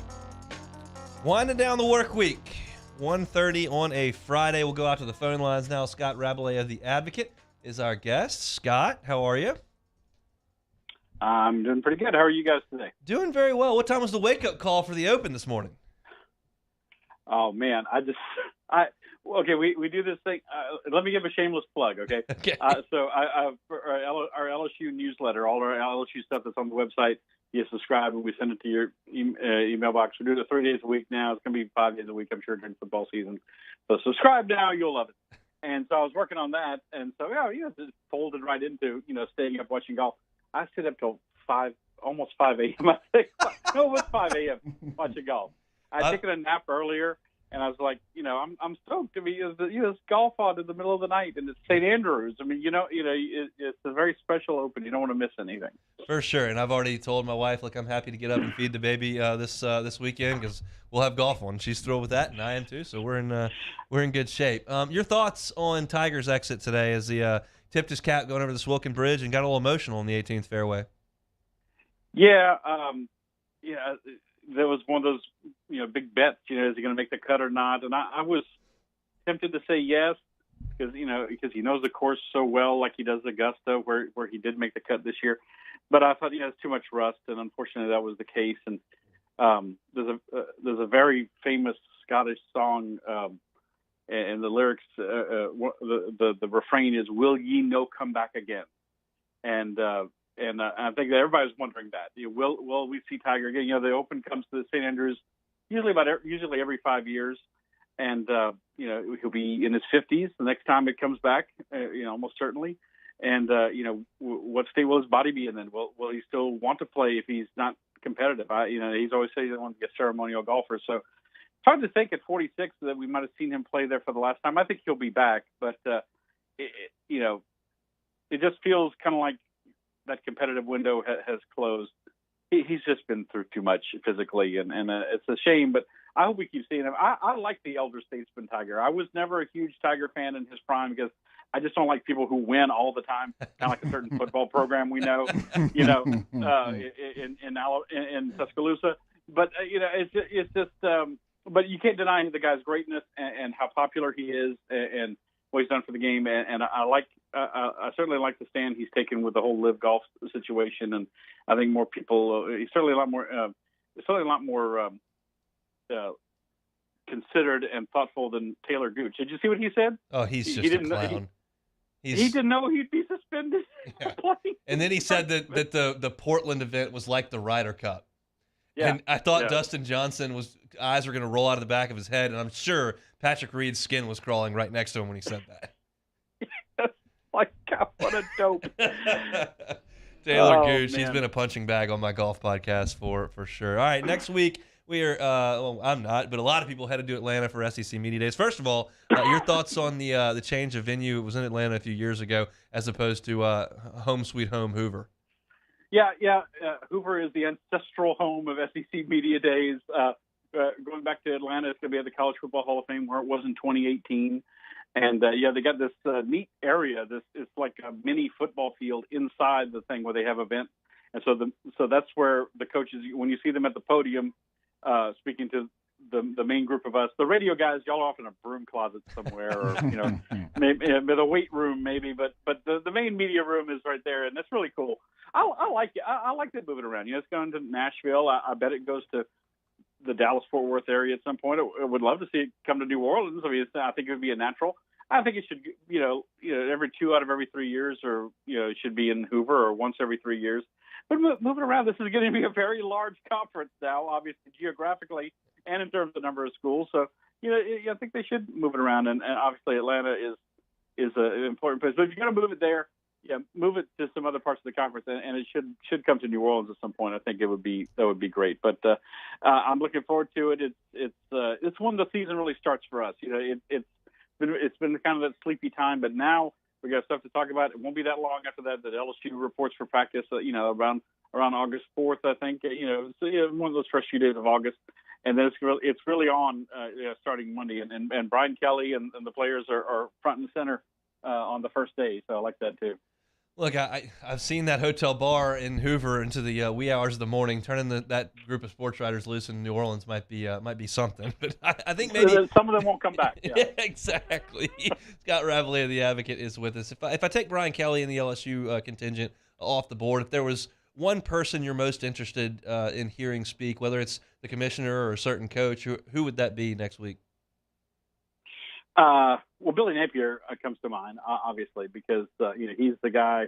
I think some LSU fans are still debating. Should LSU have gone for him? Yeah, he still seems like he would have come instead of going for Brian Kelly. I think the familiarity factor it weighs heavily for a lot of LSU fans, and it's going to be interesting to hear what he has to say. But I'm glad you mentioned Commissioner Sankey because this is such an interesting time. I mean, last year It was at Media Days last year in Hoover when the news broke that Texas and Oklahoma were going to join the SEC. And now we just had the blockbuster news about USC and UCLA. So, expansion and, of course, within the SEC, a new scheduling format, all these things are top of mind right now. And obviously the SEC, it certainly looks like, to me, and I think you guys would agree, that college football is coalescing around two poles, the SEC and the Big Ten. And I think we're going to wind up with, I'm not saying it's a good situation or not, but 30, 40, 60 schools that are in the top echelon that are playing for the college football playoff. And you don't want to be without a chair when the music stops. And I think you could have two super conferences, and I think that's where we're headed. And the SEC is one of those. And Greg Sankey, you like him or not, or you think he's doing a good job or not, he is one of the biggest power brokers in college football. And be interesting to see what he has to say. He was not happy that they left Indianapolis in January without a deal on an expanded college football playoff. And I think he's kind of through playing nice. Greg is a nice guy. He's kind of through playing nice with all these other conferences. He knows the power they have, and he wants things the way they're going to benefit the SEC most going forward, because the SEC is going to be one of the biggest people in the room, going forward in this whole deal with college football. If I know the media the way I think I do, I think someone's going to try to stir up the sassiness and fireworks between Coach Saban and Jimbo. Do you think any of those guys are going to go down that rabbit hole, or that ship's probably sold? Oh, I think it'll definitely be a thing. I mean, we have they're not there on the same day. Maybe I'll discuss that. Alabama is there on Tuesday, and Texas A&M is there on Thursday. There's a gap. There's a one-day gap between. They could. Jimbo and Nick couldn't even run into each other at the airport, with this thing, because the coaches don't stay. Yeah, they come in for the day and they leave. So, if anybody's wondering, there'll be questions. Look, they both played bury the hatchet in Destin at the SEC meeting when this thing was still very raw, and they'd both just been publicly reprimanded by Greg Sankey, which never happened. I mean, you really never hear about Sankey doing that publicly to coaches, especially guys of their stature. So I think someone will try to see if there's any fires left to fan, but I don't think either of them are gonna bite too much. No. What have you made of Jimbo's demeanor? That's fascinated me, that he's kind of come out with gloves on and throwing punches at media, at sliced bread, at Saban. I mean, and that's kind of the entire A&M persona that they've created around this whole deal. Do you expect more of that this week? Now that's an interesting question as well, he's been defensive. He's been very defensive this whole time. Kind of sound like somebody who knows that they got away with something in recruiting. This is my take on the whole Texas A&M thing. I don't think they out and out cheated. I think they gamed the system to get the recruiting class they did. And don't tell me, don't insult my intelligence or yours or you two guys or anybody else out there that they didn't, offer inducements to players to come, and that's why they got all these blue chippers. Obviously they did, but I think he's kind of defensive about the whole thing, claiming that it's just hard work and all that stuff. And look, it's a very good school, and there's the potential to be a very good program, but they also have a tendency to run with their shoes tied together. And I wonder too, and I'd love to hear Jeremy's perspective on this. I've heard people say, he's got a big chemistry problem in his locker room potentially on hand. That you have older players who see these young guys coming in here with these new deals, and I've been here 5 years and I haven't gotten what I think I should deserve or something like that. I mean, people look at just talent and they overlook the chemistry of a team.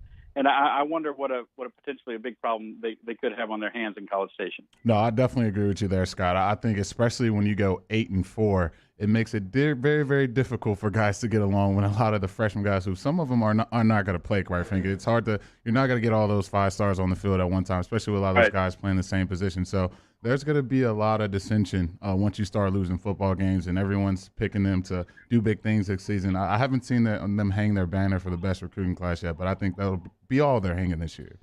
Scott, let's talk about Brian Kelly in his first appearance there. What do you anticipate kind of the questions that he'll be asked, and how do you think he'll handle himself over there in Atlanta? But Brian is, Brian's a pro in overall. I mean, we've heard him speak here, and it's like we were at one press conference this spring, and he got finished and left the room, and Matt Moscona was sitting near me. I was like, I just struck me what we've been listening to since Nick Saban left. This guy speaks in complete sentences and uses words that kind of make you think a little bit, and has more of a sense of humor than we expected. We'll see if he has a sense of humor if they lose 2 games in a row, during the season. But right now he's been more congenial than I was led to believe. Certainly having covered him in bowl games that LSU's played against Notre Dame over the last few years.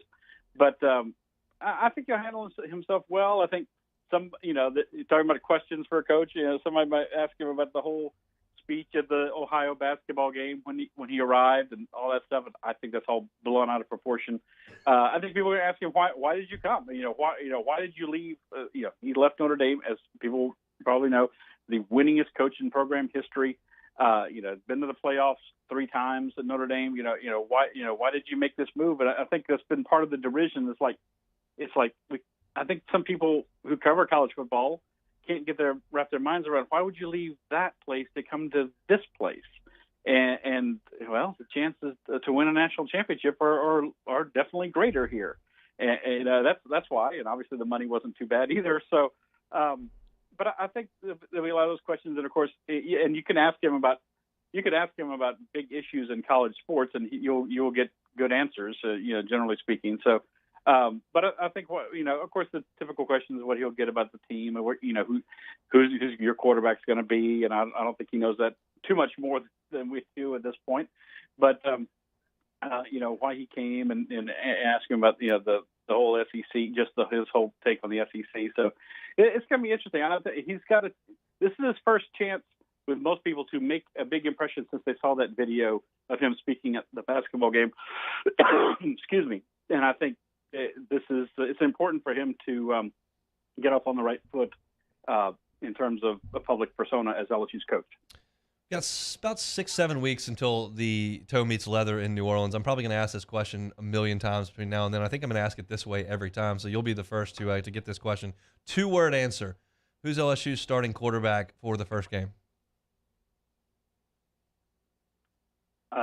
Miles Brennan. All right.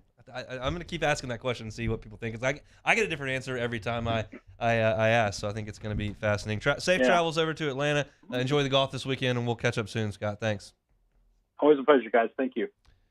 I think I'm going to start doing that to every football guest we have. Yeah, all right. Two-word answer. I don't need just give me just 2 word. We'll see. Because right now, my kind of default answer is Nussmeier, and I think he might be 3rd. I have no idea. I really don't have any clue who the quarterback's going to be, but we'll ask that question a bunch, and we'll have a lot of football talk next week. Let's come back and close out a week's worth of work. It's Hunt and Hill.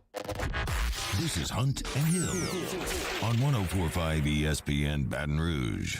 LWCC is Louisiana loyal, and because they are Louisiana loyal, they are elevating and celebrating the champions of Louisiana. Great program they've got over there at LWCC. This month, we've been telling you for half the month, and we'll continue for the next half, about Young Entrepreneurs Academy. Yeah, so happy to tell you guys about Young Entrepreneurs Academy. They are working to develop high school students in the Baton Rouge area into confident business leaders. This organization is on a mission to unlock the potential of young, aspiring entrepreneurs to reinvigorate the business landscape of Louisiana for generations to come. They are utilizing a proven national curriculum and partnerships with local leaders, educators, and community leaders.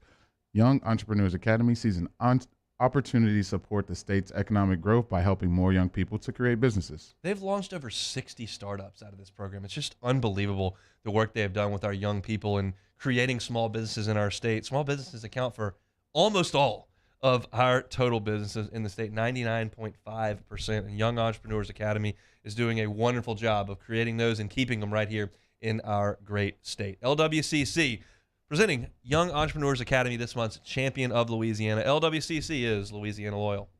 Our listeners fire off their opinions on the jimsfirearms.net hotline at 499-1045. Keep listening for your next chance to shoot us your thoughts with the jimsfirearms.net hotline on 104.5 ESPN Baton Rouge. There it is, the extra mile, on the border of expected and extraordinary for those willing to go further, like vans customized for work or play. with safety and tech to keep you connected. Supported by a 5-star sales, service, and finance team. And backed by the 1-star you know. So go the extra mile. It's never crowded because so few have what it takes to go there. Mercedes-Benz Vans.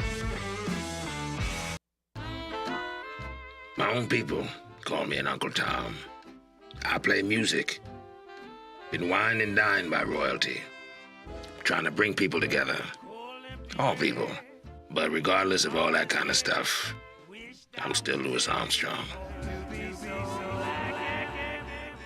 Here's the man you're waiting for, the king of jazz, Louis Satchmo Armstrong.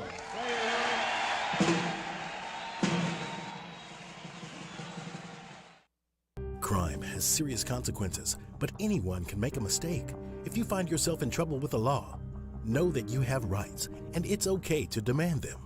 The law offices of O.C. Brown are here to protect you and your rights. Felony or misdemeanor, DUI or drug charge. No matter what crime you're accused of, you still have rights. Let the law offices of O.C. Brown uphold them. Call 225-343-1111. Your law firm for a lifetime. And this year, 2022, it's time to finally treat yourself. Bring your boat to the next level with front-to-back boat service. You want the latest and greatest marine technology? You want to go to the place that has not one, but two NMEA-certified techs. Family-owned and operated by the Sherman family for 30 years, Front-to-Back is the answer in Baton Rouge for all of your custom boat needs. So head to fronttobackboatservice.com or find them on Facebook, Front-to-Back Boat Service. At All-Star Toyota, you get it all. If you're in the market for an all-new Toyota vehicle, come see our friendly and knowledgeable sales team at All-Star Toyota. Located in Baton Rouge at the corner of Airline and Goodwood, we've been serving our community since 2005 by offering a large selection of new Toyota cars, trucks, and SUVs. Get behind the wheel of your dream car and take a test drive at All-Star Toyota today. I've been doing business with Luba for 25 years. They're dependable, trustworthy. It's just the attention to detail with our clients. Our folks have years and years of experience. They're highly trained professionals. But many companies have that asset.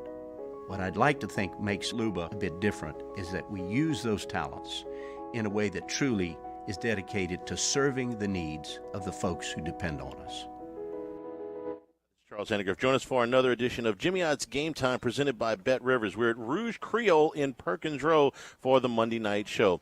We'll take a look back at SEC Media Days, Day 1, get you ready for the Home Run Derby and the All-Star Game. Jimmy Odd's Game Time presented by Bet Rivers on 104.5 ESPN Baton Rouge.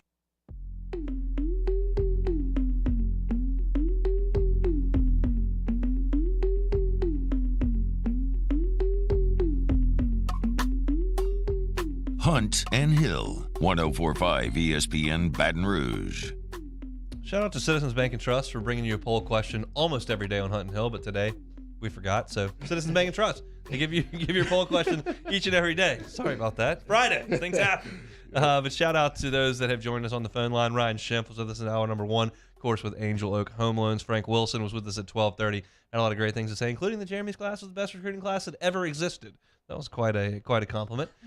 Jeremy's lead toss, most underrated players in LSU history. To kick off hour number 2, talked MLB draft in hour number 2 as well. And Scott Rabalais was just with us on the phone lines. If you missed it, go to On Demand, 1045ESPN.com, or on Apple Podcasts, or on Spotify, or on YouTube. All those places you can find our shows each and every day. We'd really appreciate it if you'd subscribe, like, rate, review, all that good stuff. Well, hey, YouTube crew, throw us a like. We'd appreciate it. Let's take it or leave it. Alrighty here. Major League Baseball Home Run Derby is fast approaching with the two-time champion, Pete Alonso, having the best odds at plus 250 to win it. Pete Alonso will win his 3rd Home Run Derby. Take it or leave it. I'm going to leave it. I'm going to go with Country Mile Kyle Schwarber. Shout out to the Cubs front office for non-tendering him a contract and not even offering him the opportunity to come back to Chicago, where he's now bashing home runs all over the NL East. Excellent work by the front office and ownership once again. Stay hot, Cubs. Doing a great job. When asked how he would build chemistry with his new quarterback, Tua Tagovailoa, Tyreek Hill said he would be in Tua's kitchen at 2 a.m. making a sandwich. Sandwiches at 2 a.m. helping the Dolphins offense. Take it or leave it. I'm leaving this. Like, if someone's in my kitchen at 2 a.m., you might get a bat across your head. So we're going to pass up on people in the kitchen at 2 a.m. And I get it. They're trying to build some chemistry there. But no, stay out of my kitchen at 2 a.m. We're not doing that, Tyreek. All right, USA Today Sports. They made a list of the most popular beer items at every NFL stadium, with the Caesars Superdome being Dixie Lager, made by the Dixie Brewing Company. Are you taking or leaving? You're going to have a Dixie Lager at a Saints game. I'm going to leave it. They got a cold Bud Light, and that's what I will have. But Dixie's all over the place in New Orleans. It's just not what I'm going to be having. I mean, if it's all you got, we'll make it work. But I prefer But I haven't been to a Saints game since the 49ers game in 2019, which was coincidentally the same day as the selection show for the playoffs that year. So we got in a little bit early watching TV in the Dome, and I yelled much louder when Ohio State got the 2 seed than I did when the Saints were on defense on third down. I was fired up when we got that 1 seed and played Oklahoma. So I'm excited to go back to the Dome this year and have a few Bud Lights. That'll be exciting. Tom Van Haren of ESPN.com ranked college football's best transfers of all time. Joe Burrow, first place. Another transfer will top Joe Burrow at some point. Take it or leave it. Look, you know how this show is. It's Hunt Hill. We'll never pass up an opportunity to talk about 2019. Right. We're like Skip and Shane. We're going to talk about LeBron every single day. We're going to talk about Joe Burrow every single day. So no one's ever passing up Joe. Forget about it. Stop dreaming. It's Joey B, baby. No one's passing that kid. It's facts. Facts only. Joe B, the GOAT. Bengals coming for that Super Bowl. Coming through the Dome first. That'll be an interesting week of radio when the Bengals are coming to play the Saints. We may lose all our listeners, but we shall see. That's going to do it for us here on a Friday edition of Hunt and Hill. We come back Monday. We'll have MLB Draft to talk. We'll have SEC Media Days to talk. LSU will be there. And we'll go back over my bets for the Open Championship. We'll see how those went. Appreciate y'all for hanging out with us. Matt Moscona is going to drive you home from 3 to 6 on After Further Review. Mario and Musso coming up next with your early line. Have an awesome weekend. Everybody stay safe out there. We will see you Monday for a jam-packed week of Hunt and Hill.